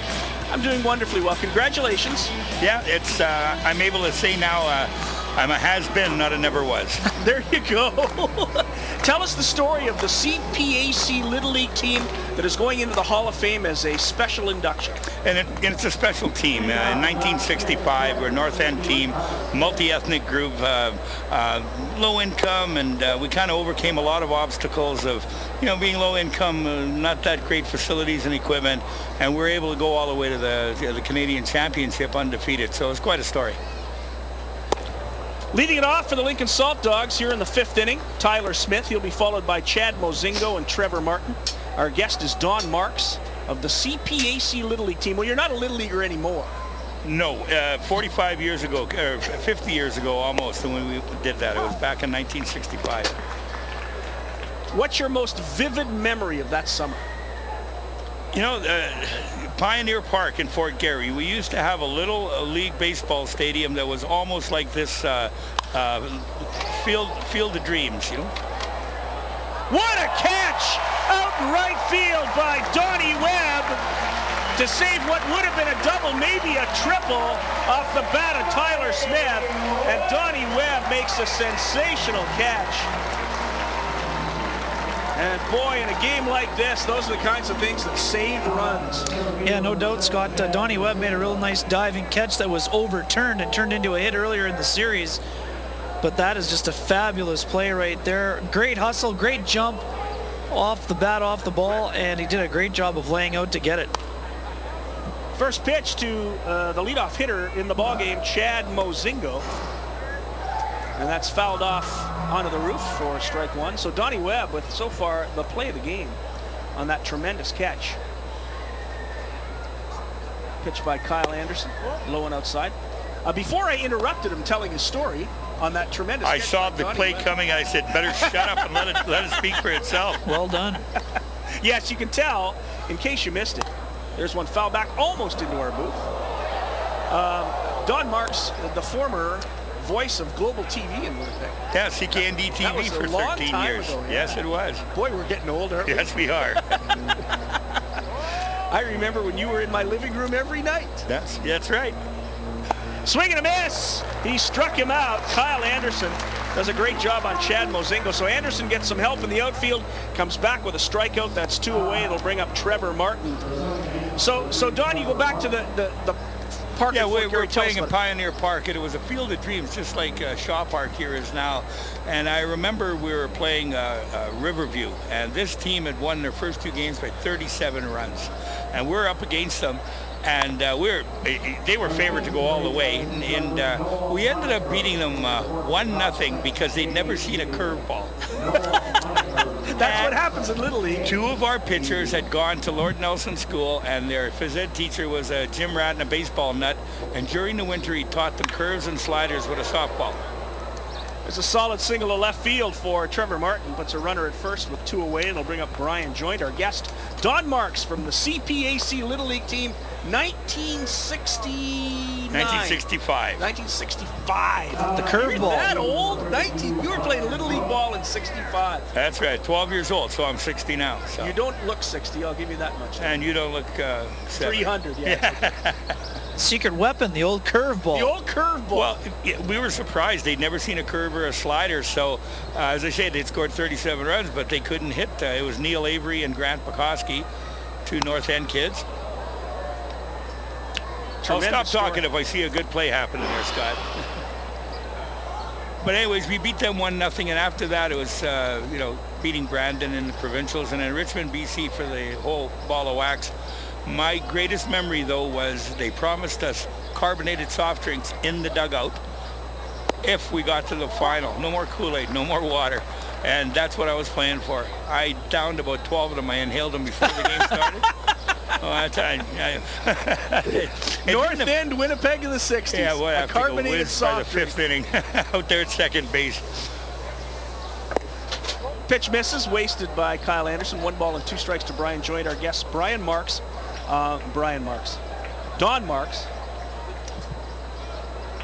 Brian Joint, the hitter. Don Marks, our guest. A member of the CPAC Little League team that's headed into the Manitoba Baseball Hall of Fame, and there's a 3-hopper to Tyler Kuhn. He flips over to Jake Blackwood. That's the final out of the inning. Don, congratulations. Congratulations to all your guys, and I will see you in Morden next Saturday night. Next Saturday night, Manitoba Baseball Hall of Fame banquet in Morden. It's going to be a great time. It is. Thanks, Donnie, for coming in. Thanks a lot, Scott. Donnie Marks from CPAC. He'll be inducted into the Hall of Fame with the rest of his teammates from that 1965 CPAC Little League team. It's going to be a great night in Morden next Saturday. Right here, we have the Lincoln Saltdogs leading the Winnipeg Goldeyes 2-0. This is Safeway Goldeyes Baseball. It's live on Shaw TV.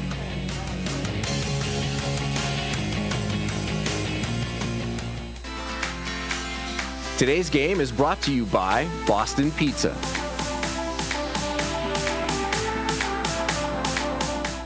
At Go Winnipeg, we get to do things a little bit differently than other stations. It all starts with sitting down to draw a picture.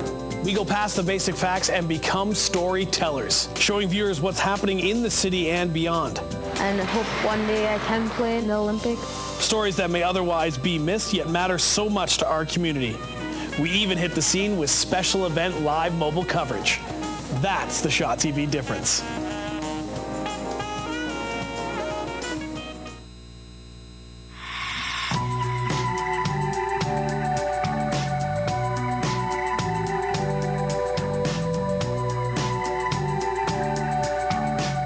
Art. Pure and simple.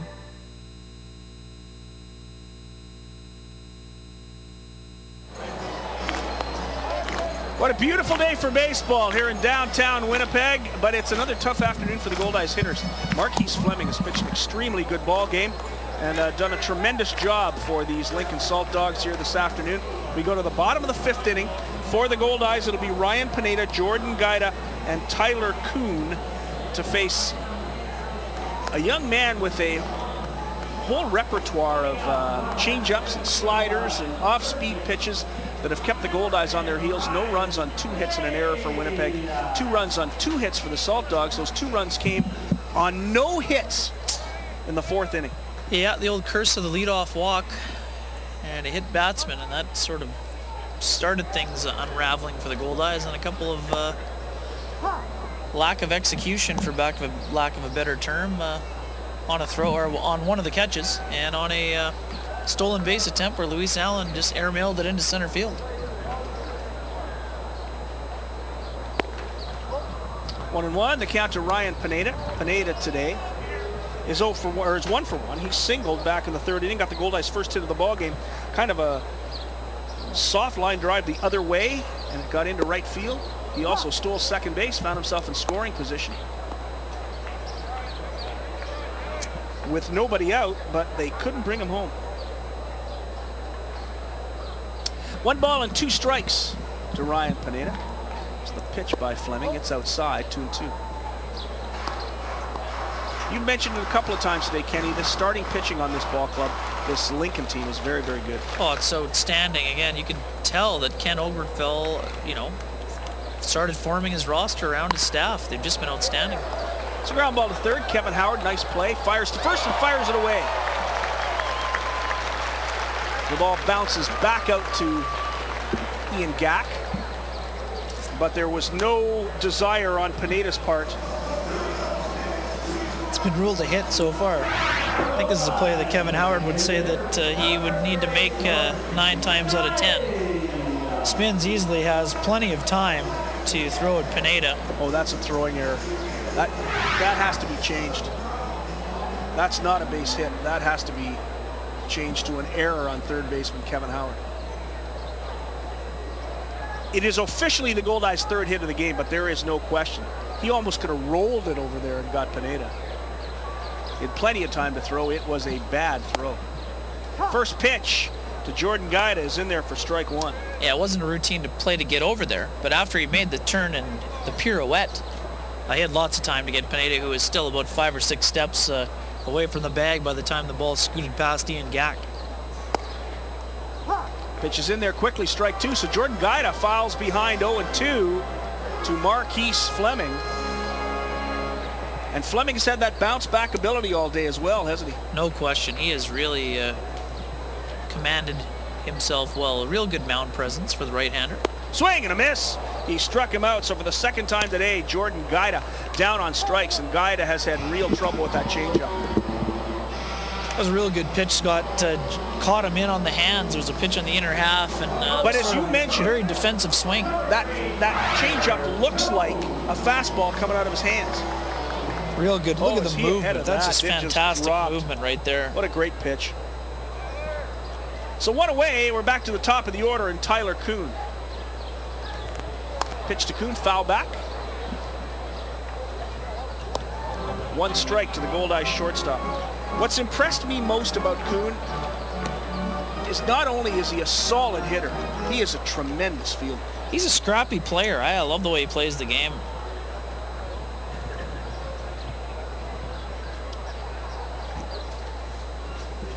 Grissom fires, and there's a ground ball through for a base hit. Solid single to right. Pineda rounds second. He'll stay there. And Kuhn gets the Goldeyes' 4th hit of the game officially. Puts runners at first and second with 1 out and brings up Jake Blackwood. Again, this is a real tough pitch on the hands again for Kuhn, but he gets his hands inside and gets the barrel of the bat out in front. Look at that. That's an inside pitch. Does a really nice job of getting it past Ian Gack, the first baseman, and the Goldeyes have runners on first and second with just 1 out here. The potential rally going.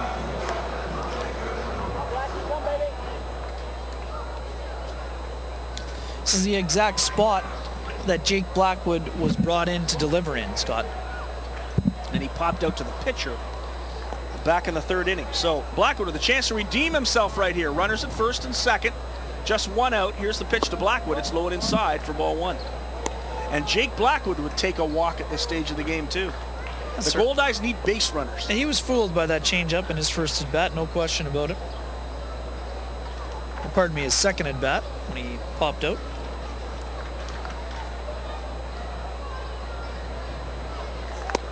Pitch on the corner, and there's a play at first base. And getting back quickly was Tyler Kuhn. Good throw by Tyler Smith, the catcher. And well played by Gack at first base. Smith has impressed me behind the plate today, Scott. This is a real smart play right here. And if the throw is on, he's got him pegged right here. Look at this. Would have had time if that ball's on the other side of the bag. I think Tyler Kuhn would have been picked off right there with the little better throw. 1-1. The off-speed pitch is drilled into left field. Pineda rounds third. He's heading for the plate. The throw comes into the plate. Pineda scores, and the Goldeyes are on the board. A single and an RBI for Jake Blackwood, and Winnipeg has cut the lead to 2-1.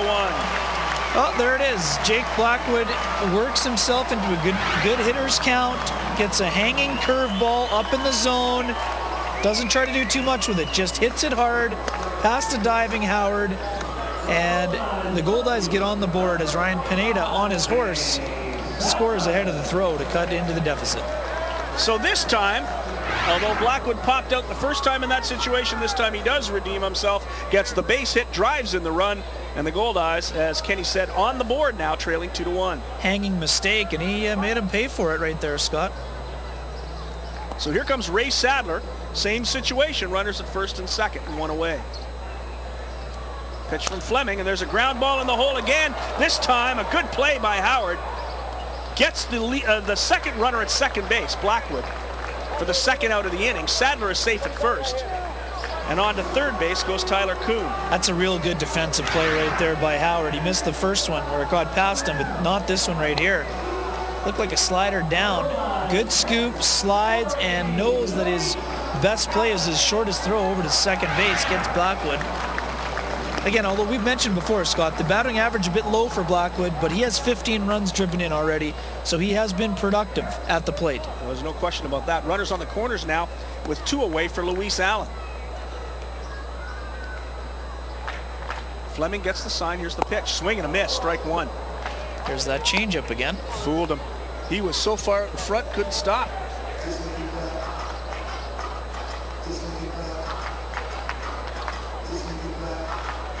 So Sadler's at first.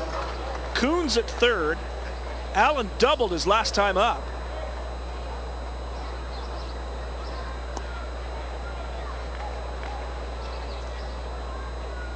Two gone. We're in the bottom of the fifth inning. Here's the pitch by Fleming. It's in the dirt for ball one. Good job by Tyler Smith, the catcher, to block that fastball in the dirt. Great crowd today at the ballpark, although most of the fans still up in the concourse because it is so hot down there in the stands. Can't blame them. No. It's toasty down there. You were down there earlier today. It was really hot. No question about that. The pitch by Fleming. It's in there for strike two. 1 ball and 2 strikes to Luis Allen. Allen 1 for 2. Popped out to second in the second and doubled in the fourth. Came into today's game hitting .244. He has Kuhn at third, Sadler at first. Goldeyes trail at 2-1.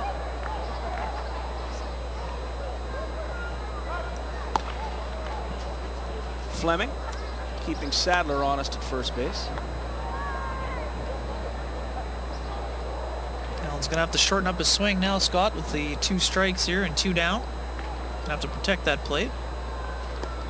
Allen pretty comfortable usually hitting with 2 strikes. Here's the pitch. That's in the dirt, 2-2. Count goes even. This is a big inning for the Goldeyes. They would love to get to Fleming. They would love to get into that bullpen. As Kenny has mentioned, the starting pitching for this Lincoln team is a 2.99 ERA. The bullpen is not quite so good. And the Goldeyes last night, despite all the problems they had with Pesenius, got to the bullpen, scored a run, and still had a rally going when the final out was made. Yeah, the bridge has been a bit shaky. The closer's still pretty solid, but the bridge has been a little unsteady, let's say. Well put. Runners on the corners. 2 gone. 2-2, the count to Luis Allen. Pitch is inside.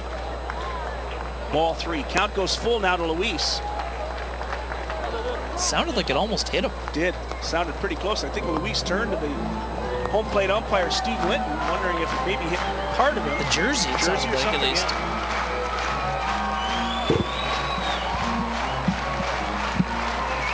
Goldeyes don't play at home again until the 10th of June when Grand Prairie comes to town. First time we've had Grand Prairie in town. Should be nice to see them.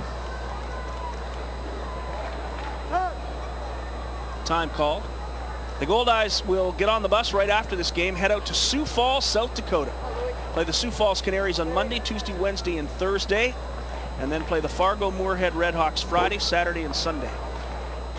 Reggie Abercrombie will be excited to face the Canaries, his former team. Pitch, Luis, swing and a miss, struck him out, and the Goldeyes are done in the 5th inning. Fleming gets out of another jam, but they do get a run, 1 run on 3 hits. No errors and 2 left. We'll go to the 6th. It's a dandy ball game and a pitcher's duel. Kyle Anderson against Marquise Fleming. It's the Lincoln Saltdogs 2, the Winnipeg Goldeyes 1. This is Safeway Goldeyes Baseball, live on Shaw TV.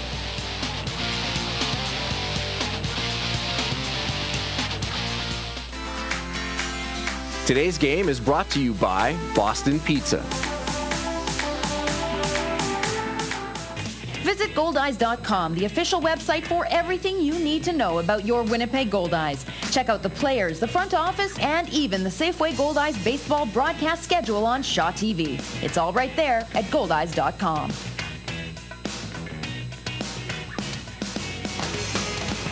Well, Scott and Ken, it's time for your Manitoba Hydro American Association Saves Leaders. And I can tell you, still leading the way out of San Fernando High School, and of course now playing for Wichita, Matt Navarez. Just behind Matt, of course, with 5 saves apiece, we have Nate Garcia out of Fargo-Moorhead and Dakota Watts out of Grand Prairie.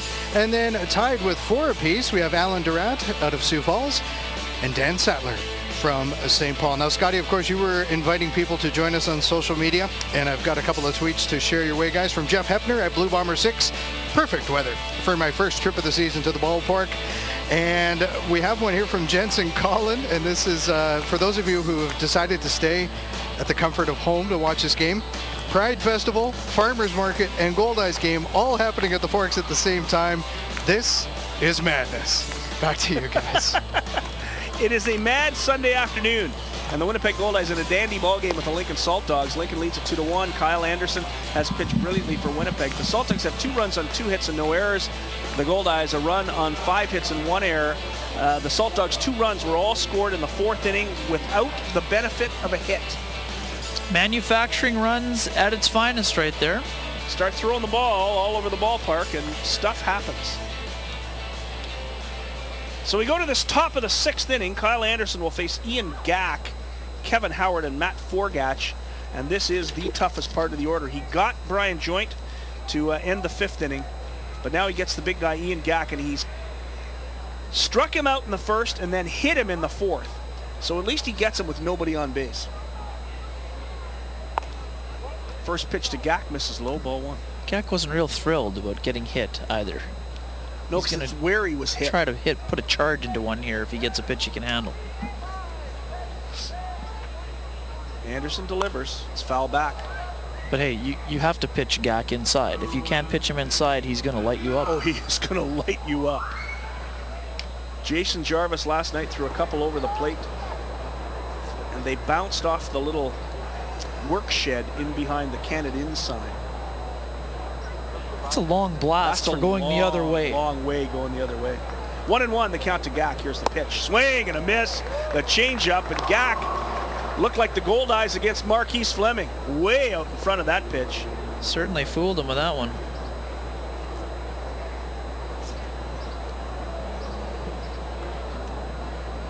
So 1 ball and 2 strikes to Gack.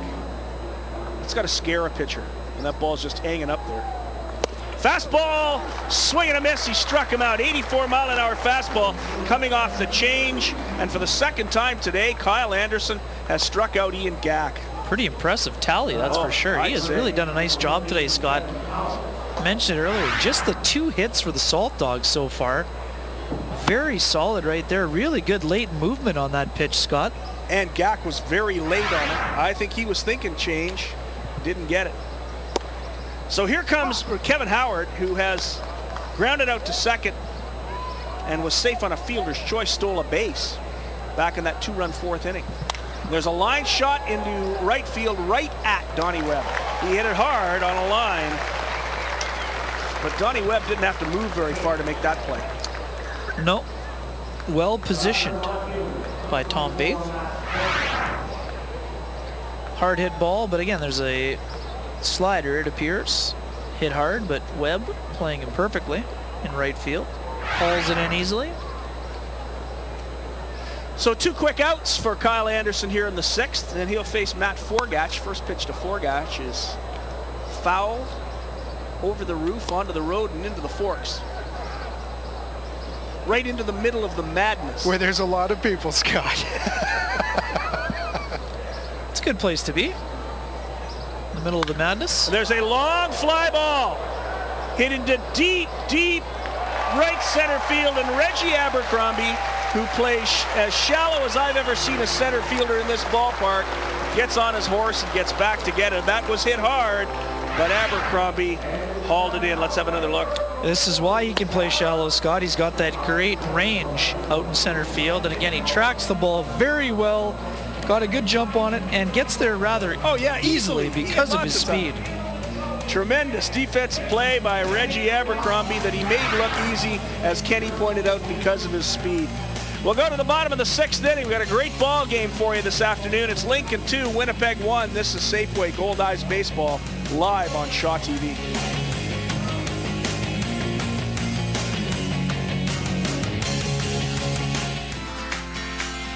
Today's game is brought to you by Boston Pizza. The McDonald's Winnipeg Goldeyes Summer Skills Camp will take place at Shaw Park on Monday, July 28th. Kids ages 8 to 13 can learn baseball skills from members of the Goldeyes during this 3-hour camp. For more information and to sign up, visit goldeyes.com.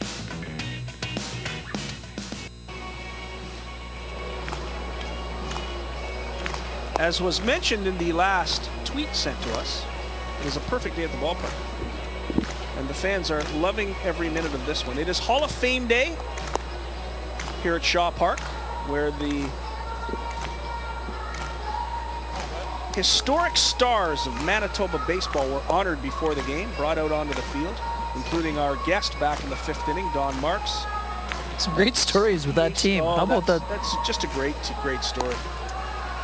Team never seen a curveball before. There you look at Matt Jackson charting pitches.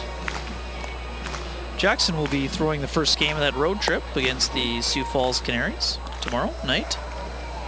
He's sitting in Rick Forney's box as Forney goes down to third base to coach here in the bottom of the 6th inning, as the Goldeyes will send Donnie Webb, Reggie Abercrombie, and Josh Mazzola to the plate against Marquise Fleming, who has pitched extremely well here today.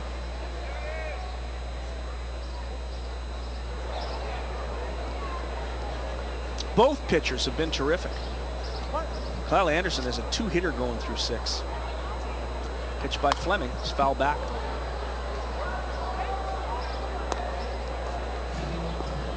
Been an interesting series for Webb. As I mentioned, he made what appeared to be a nice diving catch earlier in the week, but suffered a bit of a shoulder issue that forced him to sit out one game. Spent a couple days as DH, but the Goldeyes have had a couple of lingering injuries. They've had to rotate that DH spot around the past couple days here. He's back in right field for the past couple days.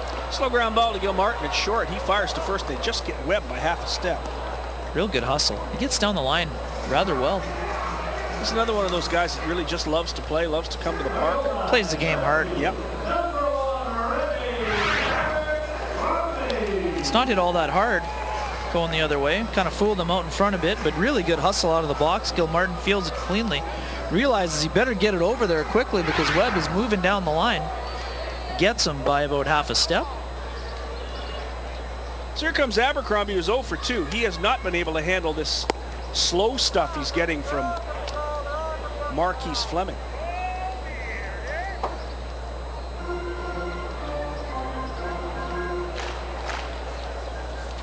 Reggie popped out to the first baseman, Ian Gack, back in the 2nd, and then struck out in the 4th with 2 runners on and only 1 out. And quickly he falls behind 0-2. It's a bit frustrated up there. Yeah, because I think Reggie knows he should be able to hit this guy. For sure. He's had a good series against Lincoln, Scott. Sure coming into the contest, 5 for 12 with those 2 homers and 4 ribbies. Oh, he's been tremendous. 4-12 helped him raise his batting average.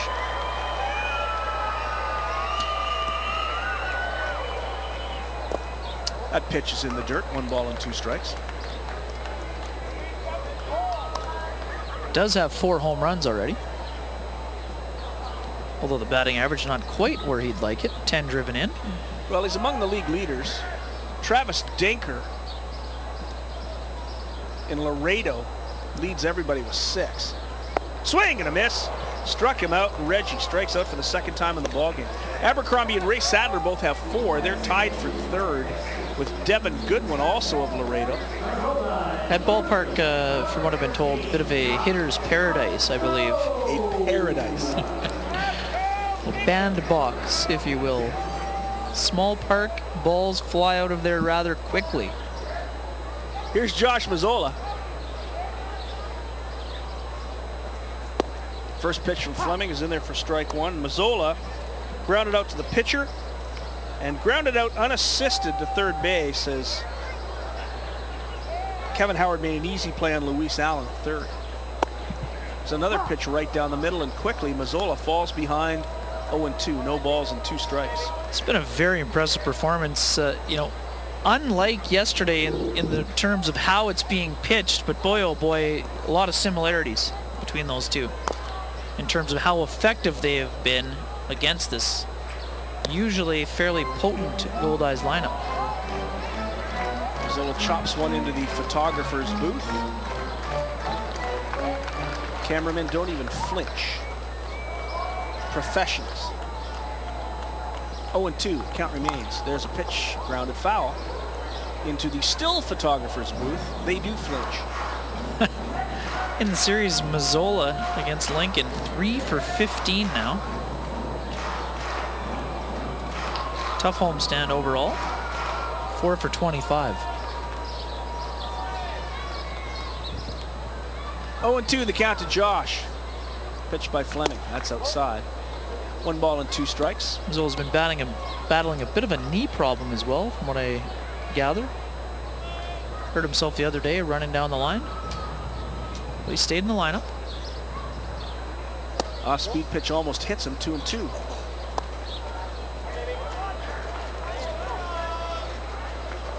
Two-time Goldeyes MVP, Josh Mazzola. Very versatile Josh Mazzola. Play first, corner outfield positions, short, third. Do it all. Pitch is right off the fist. The bat has been broken in 2, and it lands in the glove of second baseman Trevor Martin for the final out of the inning. So the Goldeyes are down 1-2-3 in the 6th, as both Kyle Anderson and Lincoln's Marquise Fleming chug along in this one. They're controlling it. It's Lincoln 2, Winnipeg 1 in a pitcher's duel. It's Safeway Goldeyes baseball. Scott Taylor, Ken Wiebe, and Al Foster. Glad you could join us all over Manitoba and Northwestern Ontario. We're live on Shaw TV.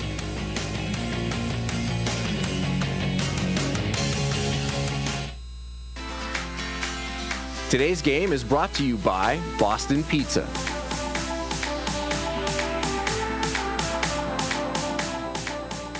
The McDonald's Winnipeg Goldeyes Summer Skills Camp will take place at Shaw Park on Monday, July 28th. Kids ages 8 to 13 can learn baseball skills from members of the Goldeyes during this 3-hour camp. For more information and to sign up, visit goldeyes.com. The hipsters at the ballpark today. It's good. Enjoying a great day in the sun. I think if you're hip, you would like Goldeyes baseball. That's just an impression I get. Young crowd today at the park. There's a young man in a Saskatchewan Rough Riders hat, enjoying every minute of today's ball game. 2 runs, 2 hits, no errors for the Lincoln Saltdogs. 1 run, 5 hits, 1 error for the Winnipeg Goldeyes. Both pitchers, Kyle Anderson of the Goldeyes and Marquise Fleming of the Lincoln Saltdogs, have been tremendous this afternoon. And for Lincoln, here in the top of the 7th inning, it'll be Mike Gilmartin, Eddie Young, and Tyler Smith, the bottom of the order. Up throwing in the Goldeyes bullpen. Can't see the number. Who's that right-hander? Bellamy maybe, or no? No, I don't think so. I think it might be Chris Kissick. 20. Oh, it's number 24. That's Taylor Suet. Taylor Suet up throwing. Suet had a good outing last night. The first pitch to Mike Gilmartin is in for strike 1. So it's Gilmartin, Young, and Tyler Smith to face Anderson here in the 7th inning, 1-1. Gilmartin came in hitting 150 and then promptly doubled in the 2nd inning. 1 for 2 today. Grounded out to Blackwood back in the 4th. There's a pitch low, 2 balls and 1 strike. Seen some fairly good patience from Gil Martin in the series. Doesn't look like a guy hitting in the low 100s. No, he doesn't. There's a ground ball into the hole. It's taken on the backhand by Mazzola. He flips it to Anderson, who beats Gil Martin to the bag. Good defensive play both by Mazzola and Anderson to get Gil Martin at first, and that's what the pitching coach likes when he has no pitcher's question. defense practice. They've been paying attention in pitcher's fielding practice. That's the one thing. Mazzola may be struggling with the bat, but he's been doing a pretty nice job in the field here. Hasn't let his struggles at the plate affect him defensively. Made a couple real nice plays, including that one right there. Led the pitcher nicely towards the bag. First pitch to the number 8 hitter, Eddie Young, is in there for strike 1. The fastball from Kyle Anderson.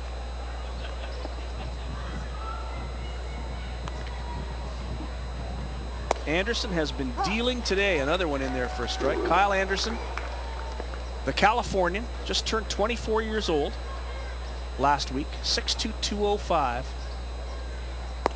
Misses outside, 1-2 to Eddie Young. Eddie Young, another Californian. Lots of Californians in this ball game. He's from San Diego. Went to UC Riverside, just a rookie. Pitch by Anderson is fouled.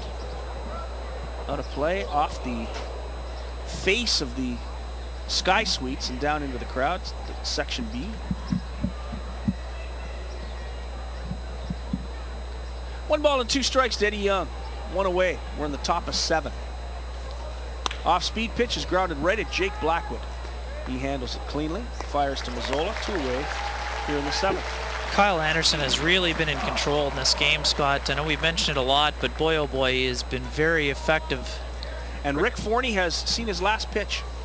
He's been counting pitches for Kyle Anderson, and that'll do it. Yeah, no question there's a pitch count issue here because Anderson has really done a great job here this afternoon. Boy, what an outstanding performance for Kyle Anderson.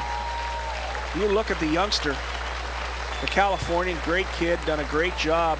He leaves with 2 out in the 7th inning, and into the ballgame comes Taylor Suet. What a great, great performance by Kyle Anderson. Tell us about Taylor Suet. Taylor Suet, Scott, coming on for the 8th time this year. No record, but a 2.70 earned run average, 6 2/3 innings pitched, 8 hits, 4 runs allowed, 2 of which were earned, 2 walks, 8 strikeouts. He's given up 1 home run. Opponent hitting .276 against the right-hander, joined the Goldeyes late last season. Taylor Suet, the sidewinder, yesterday was outstanding. He came in the 7th inning to replace Jason Jarvis.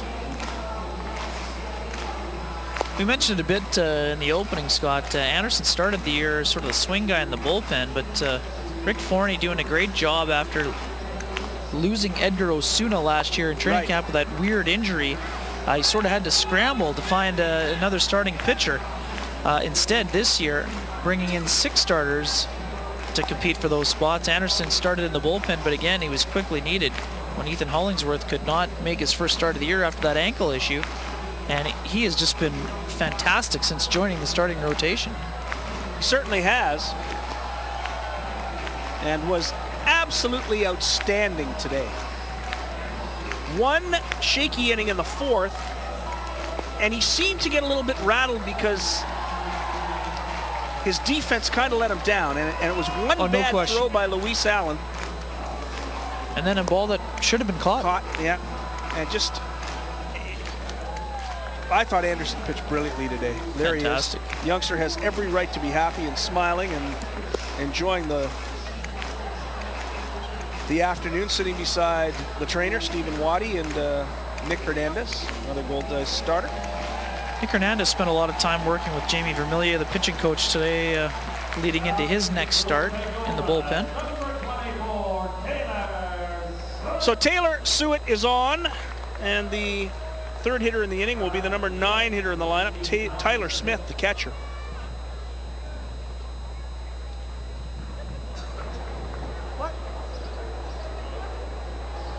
Suet gets the sign from Luis Allen. Here's the pitch, the sidewinder, just misses low, ball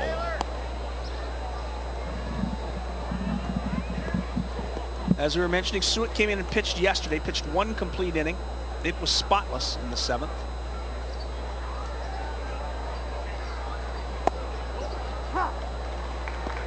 So it's slider in there for a strike.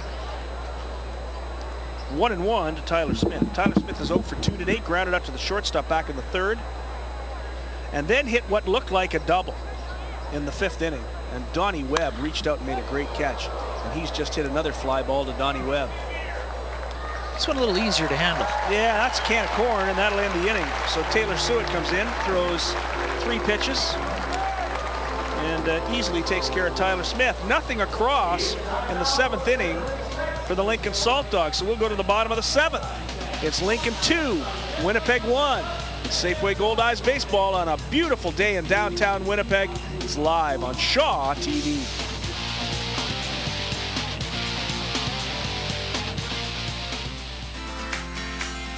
Today's game is brought to you by Boston Pizza.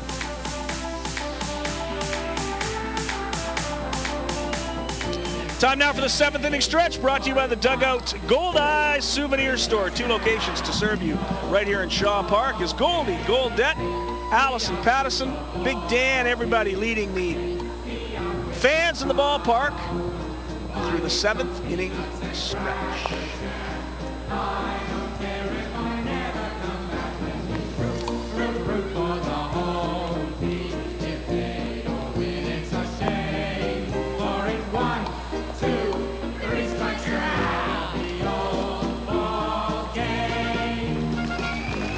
Thanks to the Goldeyes Fan Services reps Goldie and Goldette. That's the 7th inning stretch brought to you by the Dugout Souvenir Store. There's 2 locations, one on the concourse and one downstairs right by the ticket booth to serve you here at Shaw Park.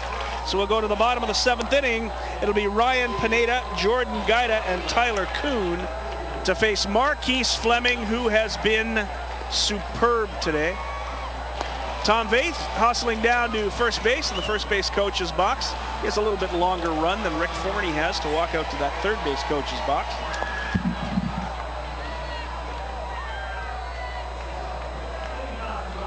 There is action now, a lefty up in the Lincoln bullpen. To get a number on that. Young Gabe Aguilar is up throwing for the Goldeyes. Had a great chat with Gabe Aguilar today, and admits he is a frustrated pitcher, not because of the way he pitches, but because the way people look at him at 5'7" or 5'8". It was Connor Spink, Scott Sroy, the left-hander, warming up for the Saltdogs. Gabe Aguilar gets guys out, just too short for the scouts to take notice. Who cares how short you are? I agree, and he does too. But that's the way baseball scouts think. Kyle Getting Bellamy out also is less important than if you're 6'3".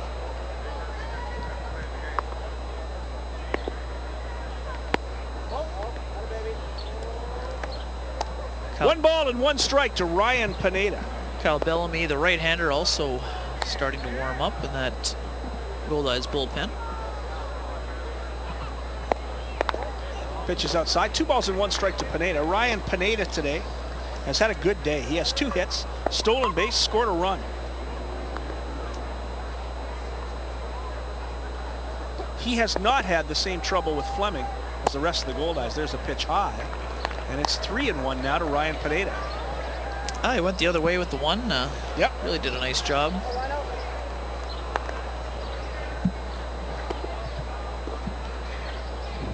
Fleming gets the sign from Tyler Smith. Here's the pitch. That misses. Ball 4, and Ryan Pineda continues his perfect day. 2 for 2, grabs a walk here in the 7th inning. You and I both in agreement, though, the second at bat should have been an error on the third baseman. There's no question. But we're going to go certainly making contact. He's making strong contact in this contest. There is absolutely no doubt in my mind that that was an error, and I can guarantee you there's no doubt in Kevin Howard's mind, or Ken Oberkfeld's mind, or Ian Gack's mind, or Marquise Fleming's mind that that was an error. Or even Rick Forney's mind. Yes, that was an error. He had Pineda by 5 steps and threw it away. He did not have to make a miraculous play to get the runner. As soon as he had caught the ball, that was an out. Regardless, it's a hit, and Jordan Gaida is at the plate. Pineda gets a pretty good lead at first base. He's being held by Ian Gack. Gaida squares to bunt, and the ball gets away from the catcher, Tyler Smith. Guida pulled it back. It'll be ball one. Pineda goes down to second base. It'll be a pass ball.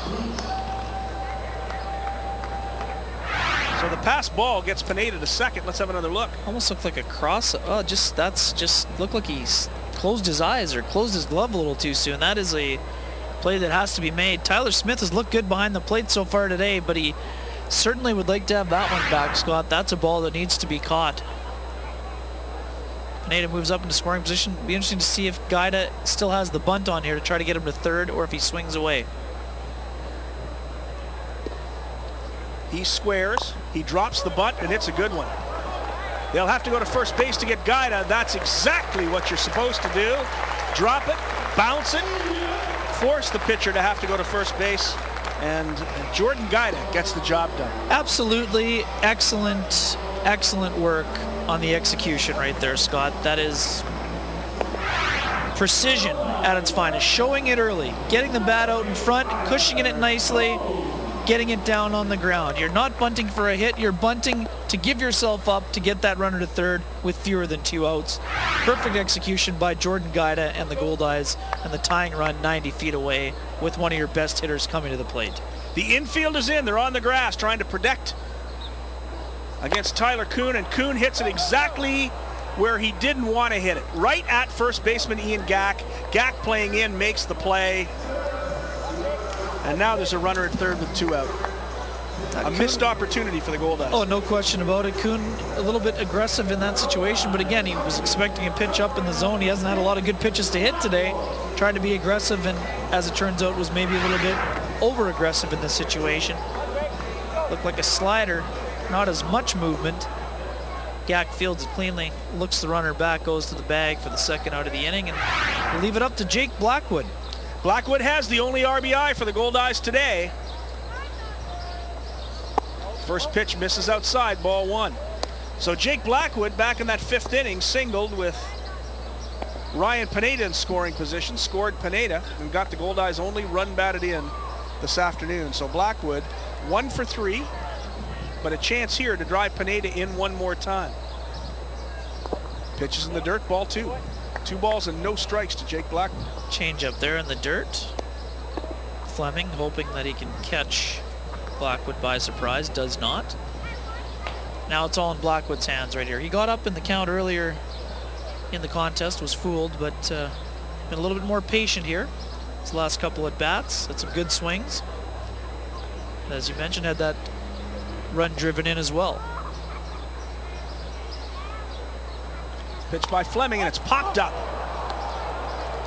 Be an easy play at second base for Trevor Martin.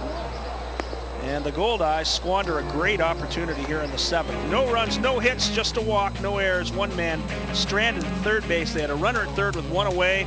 Couldn't bring him home with the top of the order up. It's been a tough afternoon against Marquise Fleming. It's Lincoln 2, Winnipeg 1. We're going to the 8th inning. It's Safeway Goldeyes baseball, and it's live on Shaw TV.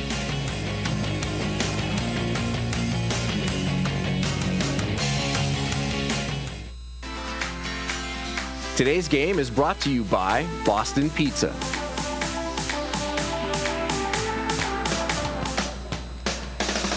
So now for a look at the out-of-town scoreboard, and we can tell you, Fargood Moorhead just getting by Sioux City by a count of 2-1. Kansas City just squeaking by the Canaries by a count of 3-2. And look at the St. Paul Saints all over New Jersey in the bottom of the 8th right now, by a score of 11-2. Elsewhere in the bottom of the 5th, Gary South Shore and Wichita all knotted up at 2 apiece. Then we got a couple of evening games on tap tonight. Grand Prairie taking on the Amarillo Sox, and Trois-Rivières paying a visit to Laredo. And gentlemen, our social media guru, Craig J. Ward, will be happy to hear in Major League Baseball today, Toronto Blue Jays getting 8 solid innings out of Mark Burley on the way to a 4-0 win over Kansas City. And I mentioned social media, as in Craig J. Ward being our social media guy. He wants to hear you on Twitter at Shaw TV Winnipeg. And if you ever doubt the power of social media, you guys, our video of Jim Busby taking away that catch from Ian Gack on Thursday, the views on YouTube now, 6,091. Thank you very much, Al Foster. The Goldeyes have a brand new pitcher. It's Gabe Aguilar. Kenny, tell us about Gabe. The left-hander Aguilar coming on for the 7th time, Scott. 3-0 record already with a .07 earned run average, 10 1/3 innings pitched, 4 hits allowed, 2 runs, 1 of which was earned, no walks, 9 strikeouts, opponents hitting only 114 against the left-hander. It's back to the top of the order for the Lincoln Saltdogs. Chad Mozingo will lead it off, and he bunts a one-hopper off the knee of Chad Mazzola. And Mozingo bunts his way on. We'll see what Steve Eitson, the official scorer, calls here. I suspect it's an error on Mazzola. That's it. That was going to be a tough play, looked like. I don't know if Aguilar could have got over to the bag. I think that's probably what went into the scoring ruling right there, Scott. Mazzola, if he fields it cleanly, may have a play, but look, let's have a closer look to see if Aguilar could have got over to the bag in time.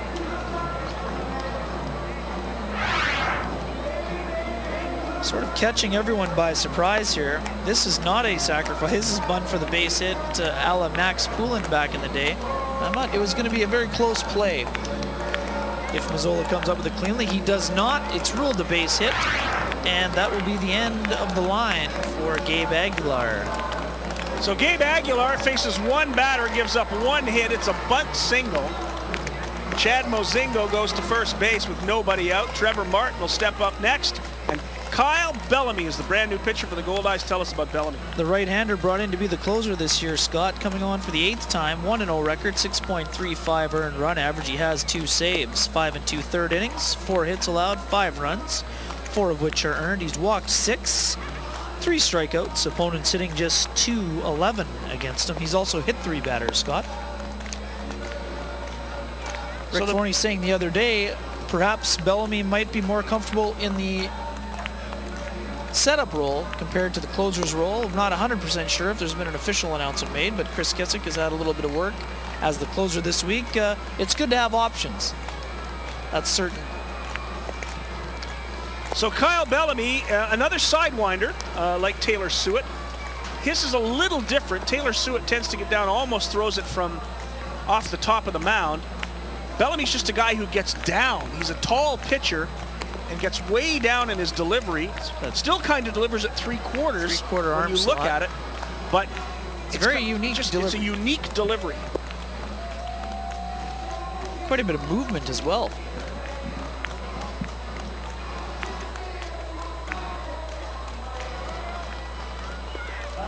So Bellamy will face the number 2 hitter in the lineup, Trevor Martin. Martin is 1 for 3, single back in the 5th. Grounded out to short in the 1st inning, and then lined out to Tyler Kuhn. Kuhn made a good catch on the line drive, picked it right off his shoelaces. So 1 for 3 for Trevor Martin today. There goes the runner down to second base. There's the throw, and it was thrown away again, and a good job by Tyler Kuhn to knock it down. A stolen base for Mozingo. And we mentioned earlier that Chad Mozingo is a guy who likes to steal bases. It's his 10th. And he's now tied with Josh Mazzola for the league lead. Got a real good jump.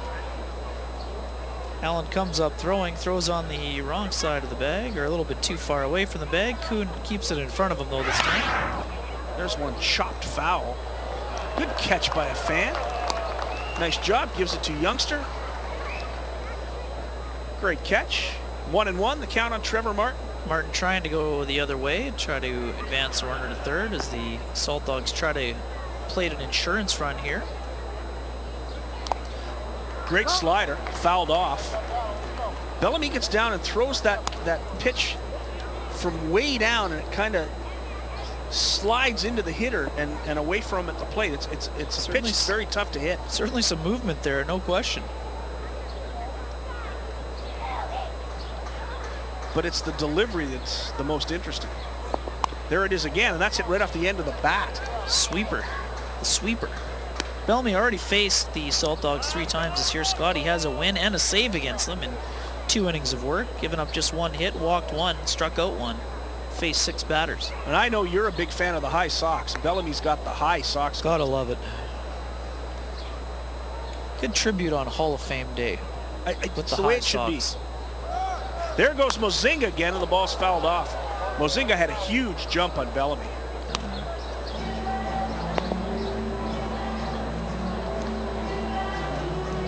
If you don't want to sacrifice him over, you may as well steal it if it's there. So the Cats 1-2 to Trevor Martin. Nobody out. Mozingo is at second base. He has just stole his 10th base of the year.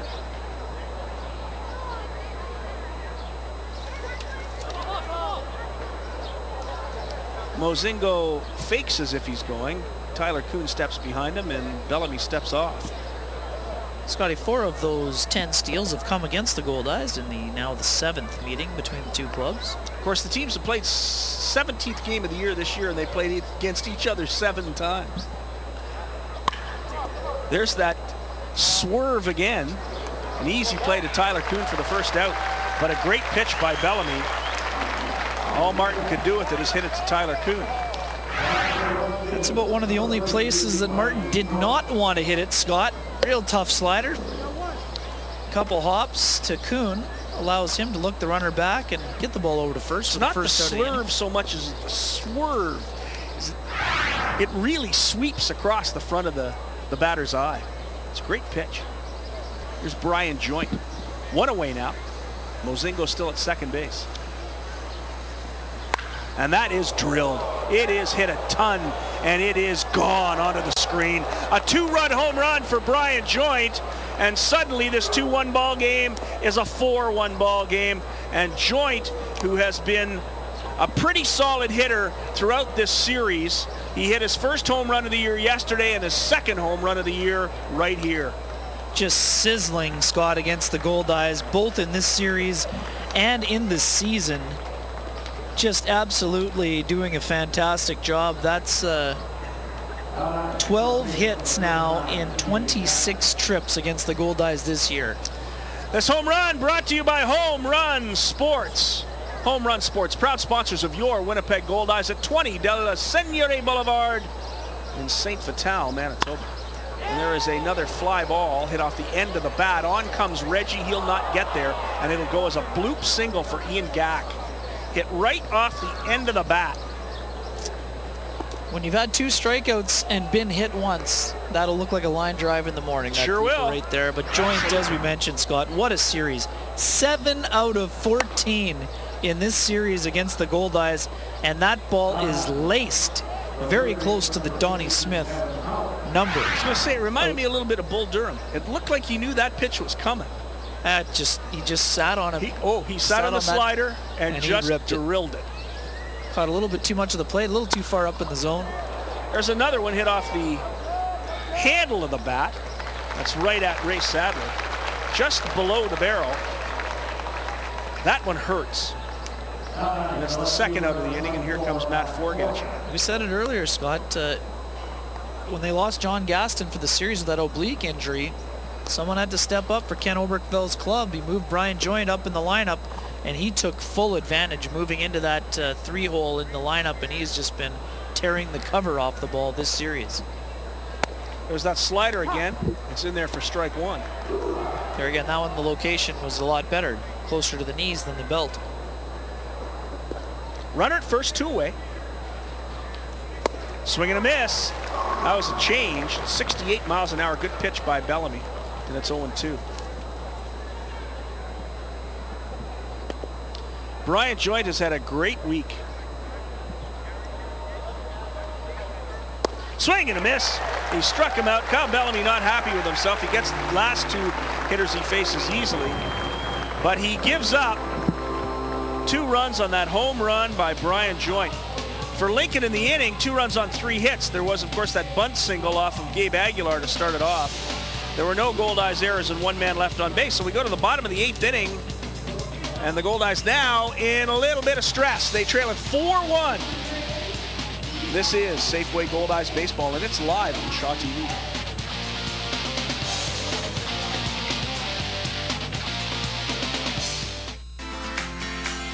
Today's game is brought to you by Boston Pizza. The 2014 American Association All-Star Game is coming to Winnipeg, and so too is the 2014 All-Star Luncheon presented by BFI Canada Incorporated. Featuring Baseball Hall of Famer Ferguson Jenkins, the luncheon will be held on Monday, July 28th at noon at the Fairmont, Winnipeg. For tickets and information for the 2014 BFI Canada Incorporated All-Star Luncheon, call the Goldeyes office at 204-982-2273. Join the movement to kick cancer. 5 simple things can reduce your risk of cancer by up to 50%. Choose a balanced diet with plenty of fruits and vegetables. Get active to maintain a healthy body weight. Avoid tobacco and secondhand smoke. Protect yourself from UV rays. Follow cancer screening guidelines and see your doctor for regular checkups. Take the pledge to reduce your risk of cancer. Join the movement at kickcancer.ca. An initiative of Cancer Care Manitoba Foundation, supported by Safeway. Back at the ballpark, there's a vintage Blue Jays jersey. Love the powder blues. Those were the days, weren't they? And his Winnipeg Goldeyes hat. We go to the bottom of the 8th inning. It's 4-1 now. The Lincoln Saltdogs lead it on that 2-run home run by Brian Joint in the 8th inning. Joint today 1 for 2. He has 2 walks, 2 runs scored, now 2 driven in. It's been a great week for Brian Joint, especially the last 3 games. He went 2 for 4 last night with 2 runs scored and 1 driven in. And then back on Friday night, he went 3 for 4 with a run scored, and today 1 for 2. Brand new pitcher for the Lincoln Saltdogs. Tell us about Connor Spink as he faces Ray Sadler. Well, Scott, Spink, one of the few relievers that has not been struggling coming out of the pen. 5th appearance, 2-0 record, no earned run average, 0.00, 8 2/3 innings pitched, 6 hits allowed, 1 run. It was unearned. 3 walks, 5 strikeouts. Opponents had just 188 against the left-hander. So as Kenny pointed out, the lefty, Connor Spink, from Eagle River, Arkansas. Went to Seattle University, played in Lincoln last year. This is his 2nd year under the rookie designation. Big guy, 6'3", 210. 1 ball and 1 strike to Ray Sadler. Fastball outside, 2 balls and 1 strike. Good movement on that fastball from the lefty. Yep, mid to high 80s. Coming off an outing that saw him go 1 2/3 innings. Didn't give up a run, gave up 2 hits. Outside again, and that's a strike. Sadler went around, 2-2. The count to Ray Sadler. Sadler today, 0 for 3. He flied out to right field in the 1st, lined out to the shortstop in the 4th, and was safe on a fielder's choice in the 5th. Spink kicks, delivers, and that's fouled off. Sadler protects the plate with 2 strikes. Spink had 1 scoreless inning against the Goldeyes on that road trip to start the season. No walks, 1 strikeout.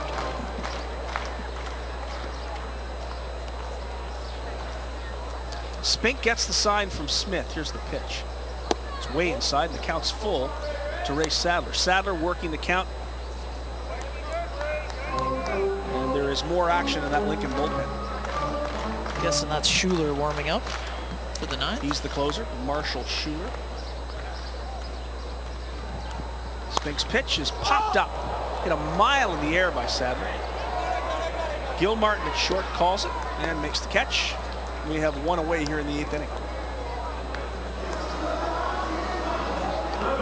We'll bring up Luis Allen, who's 1 for 3.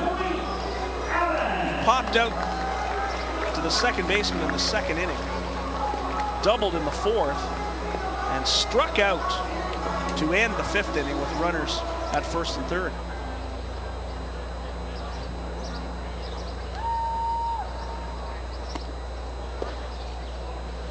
Pitch by Spink is right down the middle for strike 1.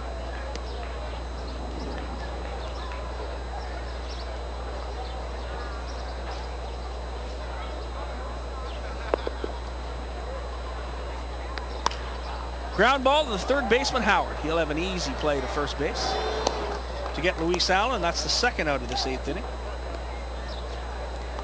And it'll bring up Donnie Webb. Goldeyes just haven't really been able to string many hits together this afternoon, Scott.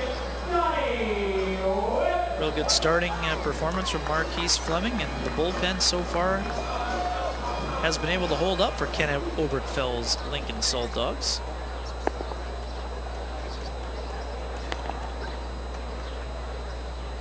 Curveball by Spink is in there for strike 1.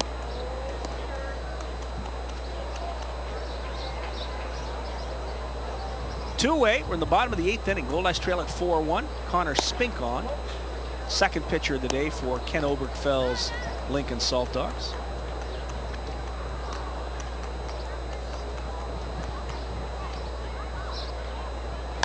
There's one fouled off to the roof. Counts 1-2 on Donnie Webb. The switch-hitting right fielder of the Winnipeg Goldeyes turns around and bats from the right-hand side. We haven't seen that much in this series. Faced a lot of right-handed pitchers. Said his dad got him started switch hitting at a young age. Figured it would be important for him, and it has been. There's a pitch way inside, almost hit him. 2-2 the count.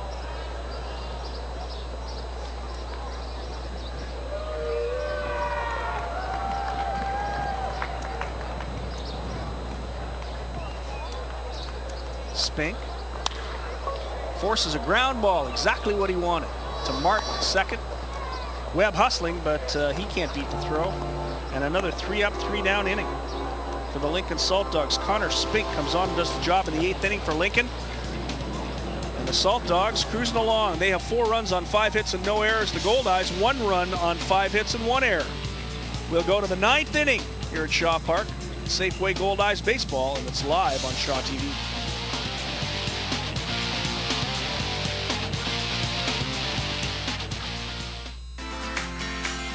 Today's game is brought to you by Boston Pizza.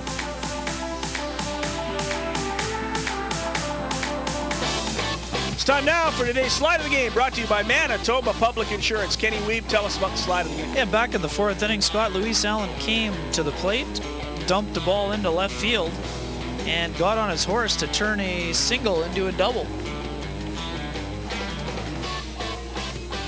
As you're going to see right here, nice job of pulling the ball inside the third baseline past Kevin Howard. Left fielder plays it cleanly. Matt Forgatch makes a pretty decent throw, but Allen with this feet-first slide gets in there for the double, and that is our slide of the game. Slide of the game brought to you every game by Manitoba Public Insurance. And Kenny Weed, that's one of the few balls that were hit hard today by the Goldeyes. Yeah, no question about that. 5 hits given, but we think there should only be 4 in the contest. That was probably the hardest hit ball, and that was also our slide of the game. So brand new pitcher for the Goldeyes here in the 9th inning. It's the lefty Brendan Lafferty. As he'll face left-handed hitting Mike Gilmartin to start this 9th inning.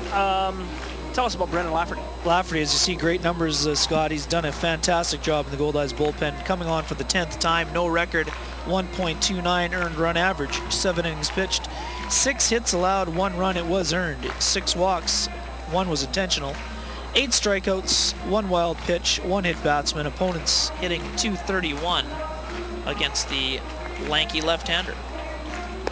And new curler.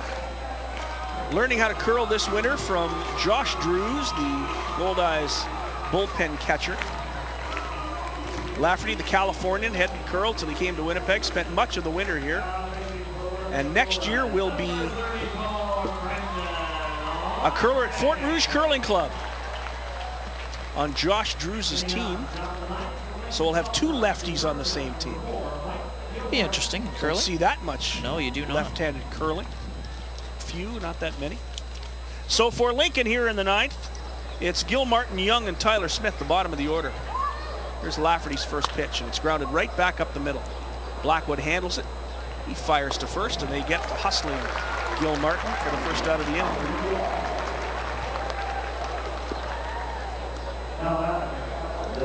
That brings up another left-handed hitter, Eddie Young.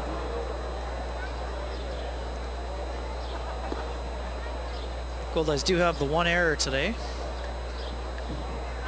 But defensively, on balls hit in play, they have been pretty solid. They just had the 1 inning where Luis Allen had the throwing error and was unable to catch the ball that Tyler Kuhn threw to him that allowed Kevin Howard to score. Other than that, their defense has been pretty solid. I guess Mazzola might like that bunt that was ruled a hit, but Donnie Smith made a tremendous catch in the outfield.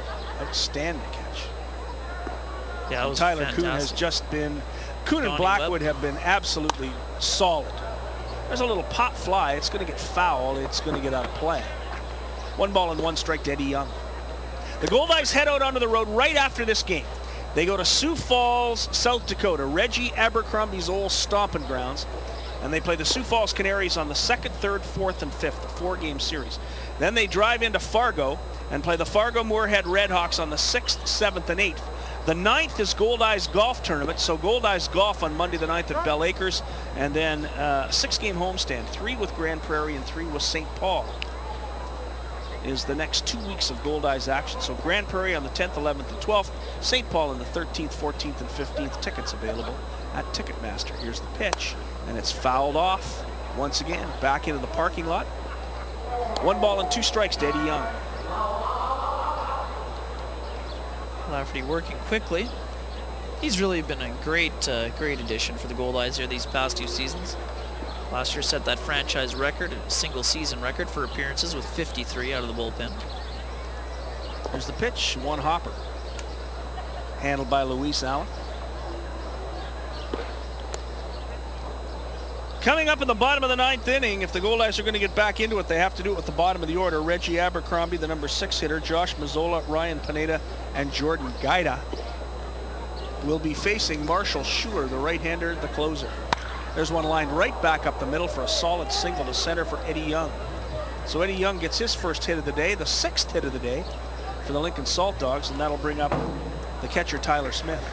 Rare mistake for Lafferty, left a pitch up over the plate, as you're going to see right here, and it's drilled into center field. Slider just caught too much of the plate. Drilled up the middle. And here comes Tyler Smith.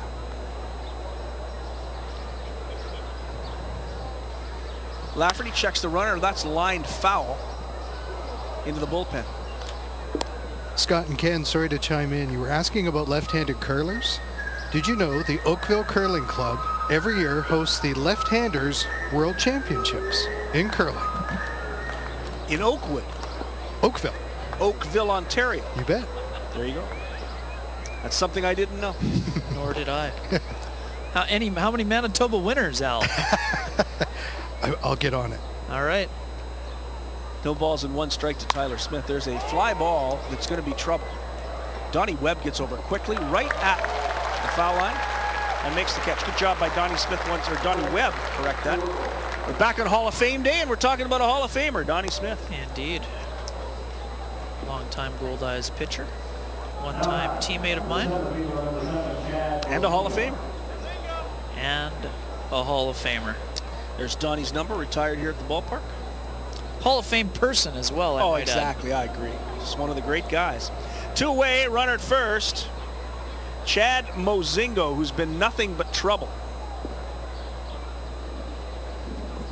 It's a ground ball in the hole. Will Blackwood get there? He does. Does he have a play? No, he doesn't. The ball goes all the way to Luis Allen at the plate. And on to third goes Eddie Young. Typical. We talk about how decent the Goldeyes defense has been in the field, and we see an error. Nice job by Blackwood to get there. Spins and fires, and his throw just gets away from Mazzola. Can't really afford to extend himself, or he would have got bowled over by the base runner. That will allow the runner Young to get to third on the throwing error, I believe. So it's a single, an infield single, and an error to Jake Blackwood. Puts runners on the corners with 2 away and brings up Trevor Martin. There's Lafferty's pitch, and Martin hits a chopper to Tyler Kuhn. Kuhn with an easy play to first base, and that ends the inning. The Goldeyes get out of the 9th with no damage. No runs on 2 hits, an error, and 2 left. One last chance. Goldeyes down to perhaps their final 3 outs as you look at Luis Allen and Brendan Lafferty. It's Lincoln 4, Winnipeg 1. That should be 7 hits now for the Lincoln Saltdogs. Thank you very much. Safeway Goldeyes Baseball. The truck has been wonderful today. Scott Taylor, Al Foster, Ken Weave, and the truck live at Shaw Park on Shaw TV.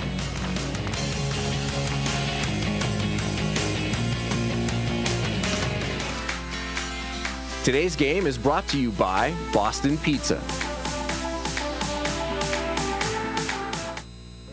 At Shaw TV, we are proud to bring you live events and we value your comments. Call the Shaw TV viewer response line now, 204-480-3500, or email us, shawtvwinnipeg@shaw.ca, and let us know how we're doing. Or find us on Facebook and Twitter at Shaw TV Winnipeg.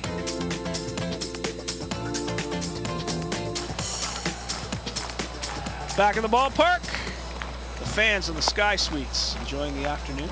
And there is Dancing Gabe. He's enjoying it too. We have a pitching change for the Lincoln Saltdogs. And it looks like the closer, Kenny. It certainly is the closer, Scott, coming on for the 8th time. Marshall Schuler, 0-2 record, 2.35 earned run average. He has 3 saves, 7 2/3 innings pitched, 4 hits, 3 runs allowed, 2 of which were earned. Walked 2, struck out 12, surrendered 1 home run, 2 wild pitches. Opponents hitting only 143 against the right-handed closer.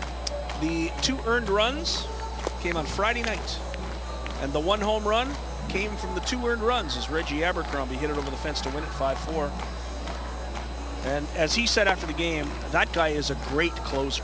Oh, no question. But somebody's been lucky, and Reggie was one of them. He's 0-2. And it's a bit surprising. Well, yeah, that's the thing for the closer. Sometimes you pick up the inherited runners, and things can happen. Things can Rare happen. mistakes end up in losses. That's true. Marshall Schuler from Anaheim, California. And he went to the name of one of my favorite universities in the United States, the Colorado School of Mines. Really? Yeah. Not many guys have gone and become baseball stars out of the Colorado School of Mines. Drafted by the Philadelphia Phillies back in 2010. So Marshall Schuler, I wonder if they nicknamed him the Miner. No. Will face Reggie Abercrombie first today. They should have the light on their hats. The Miners light. First pitch to Abercrombie is fouled onto the street. Strike 1. And this is a matchup that I think Marshall Schuler wants to win badly.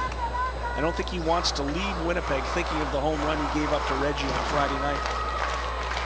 He's got a little more of a cushion this time, though. He does. Thanks to those insurance runs put up in the 8th inning. Pitch to Reggie is high, 1-1 the count.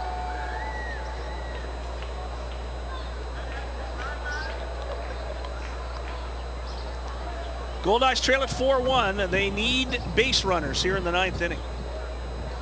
Pitch by Schuler, and it's popped up. Schuler wins this battle. Coming under it is the right fielder, Brian Joint, one of the heroes of this last 2 games for the Lincoln Saltdogs. He makes the catch. There's 1 away in the 9th inning, and that'll bring up Josh Mazzola. Yeah, Joint certainly likes where he's hitting in the lineup, I'd have to think. I think he does. Moving up to 3rd in the order. Really been solid. Tough day for Reggie Abercrombie at the dish. Popped out to the first baseman, struck out twice, and flied out to right. Not a great day for Reggie. Here comes Josh Mazzola, another guy scuffling at the plate. Pitch by Schuler is the fastball at 92 high for ball 1. Mazzola has 1 home run, 9 driven in on the season.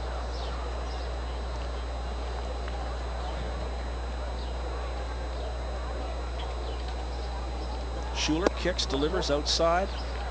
2 balls and no strikes to Mazzola. Their pitcher with really good velocity, Scott, coming out of the bullpen, throwing 90-91.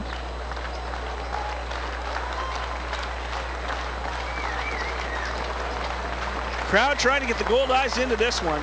They trail at 4-1, and that's low and inside for ball 3. So Mazzola has worked the count to 3-0. And as we mentioned, the one thing the Goldeyes need right now, base runners. Yeah, and they'll try to take him any way they can get him, Scott.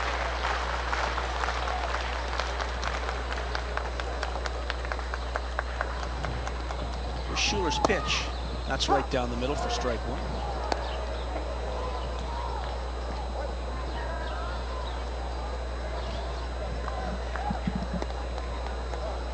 Mazzola digging in.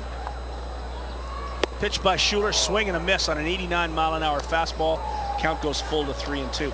Tied him up. That was all about location, not velocity, Scott. It was a pitch on the inner half, up in the zone, sort of tied up Mazzola right there. Brings us to a full count. 3-2 to Mazzola. Here's Schuler's pitch. Foul back. Mazzola protects the plate. Into the on-deck circle is Ryan Pineda, who has 2 hits and a walk today. Good compact swing there by Mazzola. Better timing. Got a good swing on it. Just got a piece of it to stay alive.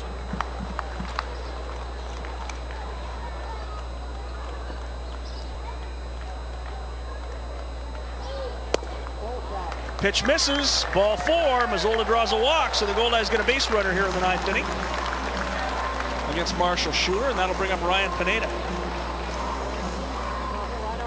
One of the few guys having some success for the Goldeyes here at the plate on an afternoon when the Saltdogs pitchers have been fairly dominant. Pineda stepping in, trying to bring the potential tying run to the plate if he can get on.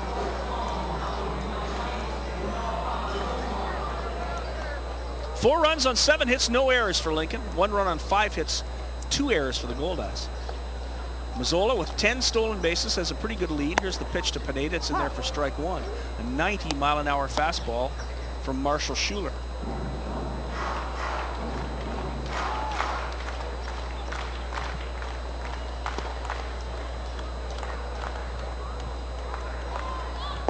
That's in the dirt. 1-1, the count to Pineda.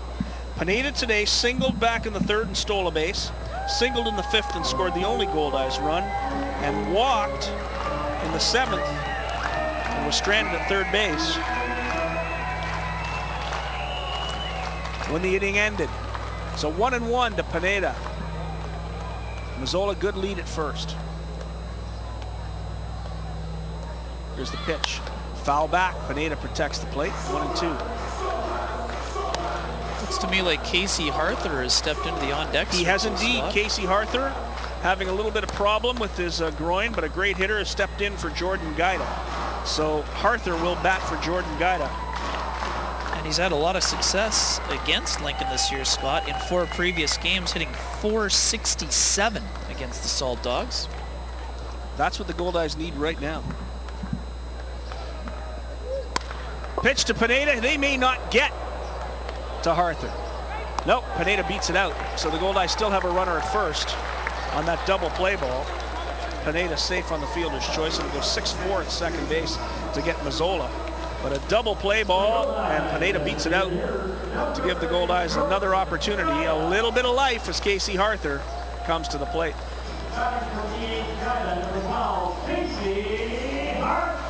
Strong start to the season for Harther. He is hitting, coming into this ball game, a very solid .352. And said that unlike last year where he struggled a little early to figure out the way they pitch in this league, that he has picked it up right away in his 2nd year. Yeah, no kidding, Scott. The only surprise with Harther so far, just 3 RBIs, 3 driven in so far, but hasn't had a ton of opportunities. Here you see he gets aggressive right off the hop, expecting a fastball. He gets one, takes a real good hack, and knocks the mask right off of Tyler Smith, the catcher for the Saltdogs. It's a good swing right there, a good aggressive hack by Harther. No balls and 1 strike to Casey Harther. Goldeyes runner, first 2 away.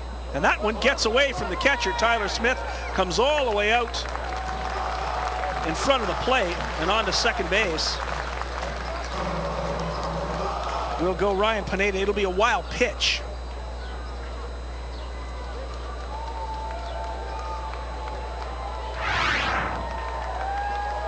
So 1 ball and 1 strike to Casey Harther.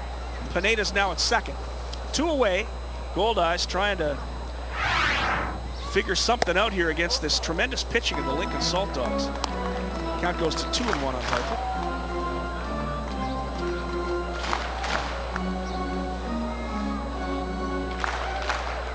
Marquise Fleming did a great job starting today. Back-to-back, Bissenius and Fleming have shut down the Goldeyes. Pitch by Schuler, swing and a miss. 88-mile-an-hour fastball, fools Harther. Yep, definitely a bit late. Looked like he was looking for an off-speed pitch there, just couldn't catch up to the fastball.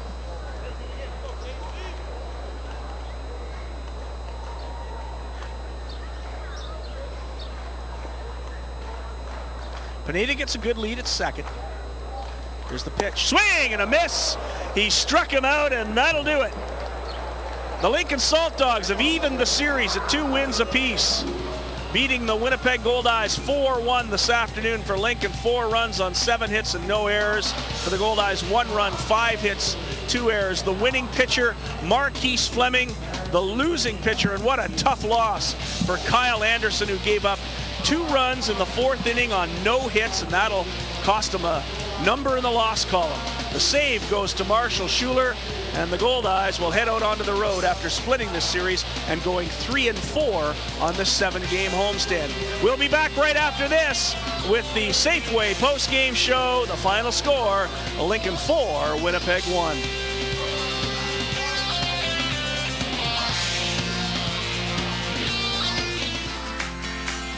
Today's game is brought to you by Boston Pizza. Recycle Everywhere presents the 2014 All-Star Game Skills Competition on Monday, July 28th at Shaw Park. The best of the American Association will go head-to-head in a battle to determine the most skilled player in the league, and it will all culminate with the Home Run Derby. That's Monday night, July 28th at Shaw Park, the Recycle Everywhere Skills Competition. For tickets and information, call the Goldeyes office at 204-982-2273. Safeway Goldeyes Baseball is back for another exciting season live on Shaw TV. On Tuesday, June 10th at 7 p.m., the Fish will take on the Grand Prairie Airhogs at Shaw Park. Brought to you by Safeway, only on Shaw TV. Welcome back to the ballpark. Scott Taylor and Ken Wiebe and the Winnipeg Goldeyes have fallen 4-1 to the Lincoln Saltdogs. Time now for the Safeway post-game show brought to you by Safeway. Let's quickly just go down to the field level. Al Foster has the difference in the ball game. It's time now for the player of the game, brought to you by Shaw Direct. Shaw Direct, your cottage cable satellite provider. Visit shawdirect.ca for more info. Al Foster, your player of the game, Marquise Fleming. Yeah, thanks very much, Scott. And the numbers speak for themselves. 1 earned run. Just talk about being in the zone today. You know, it was a good game overall today by all of us. As a good team win. I had to battle a little bit in those middle innings. They got a few base runners on. I had to bear down and make a good pitch and get out of the innings. Your off-speed stuff was really fooling some of their bigger hitters too. Yeah, changeup is really our go-to pitch. I've been throwing it since I was in high school and everything like that. And you know, I've learned to pitch with it and pitch everything off of it, and you know, when I need to, it comes up in a big pitch. So. And as starting pitchers now for the past 2 games, you're getting the run support. Yeah, definitely. We knew the hitting was going to be there. Ever since preseason, we have really good hitters. They can put a lot of runs up on the board, and you know, when you give our starting staff the run support, we can definitely get wins. All right, well, congratulations on the win, and thank you for making time. Thank you. This is Marquise Fleming, your Shaw Direct and very well-deserved player of the game. Great start for Marquise Fleming. That's the Shaw Direct player of the game. Your cottage cable provider, Shaw Direct. Visit shawdirect.ca for a lot more information. Kenny Wiebe, no question he was the difference in the ballgame today. Yeah, 7 strong innings, and as we mentioned, that changeup all day long was just fantastic. He had Goldeyes hitters out in front and in some situations guessing, and that was the key to his victory, no question about that. No question it was. Marquise Fleming, our player of the game. Time now for the play of the game, brought to you by Shaw Go Wi-Fi. Over 1,800 locations in Winnipeg, including right here at Shaw Park. Kenny, I think it's pretty obvious what the play of the game was. Yeah, no question. Saltdogs scrapped away 2 runs in that 4th inning, but in the 8th, Brian Joynt comes in with a runner on, and he faces Kyle Bellamy. He got a pitch up in the zone and drilled it over the left field fence to give a couple of insurance runs. Here's another look at it. That ball just caught too much of the plate, and Joynt jumped all over it to cap a series that saw him go an impressive 7 for 14 against the Goldeyes, and he was a difference maker, and he provided our play of the game. Brian Joynt, our play of the game, brought to you by Shaw Go Wi-Fi. More than 1,800 locations in Winnipeg, including right here at Shaw Park. Well, it was a tough weekend for the Goldeyes. After winning the first 2 games of this series, they dropped games 8-1 and 4-1 to finish it off, and they'll head out onto the road and play in Sioux Falls tomorrow. We won't be back in Winnipeg until the 10th of July. On behalf of Ken Wiebe, I'm Scott Taylor. That's today's ball game. Al Foster, take us home. All right, thanks very much, guys. Just a quick reminder, our next Safeway Goldeyes broadcast is coming to you on June 10th when we get our first look at the Grand Prairie Airhogs. That's pretty much going to do it from Shaw Park today. Thank you so much for joining us on this homestand. On behalf of Scott Taylor, Ken Wiebe, and our entire Shaw TV crew, I'm Al Foster saying so long from Shaw Park.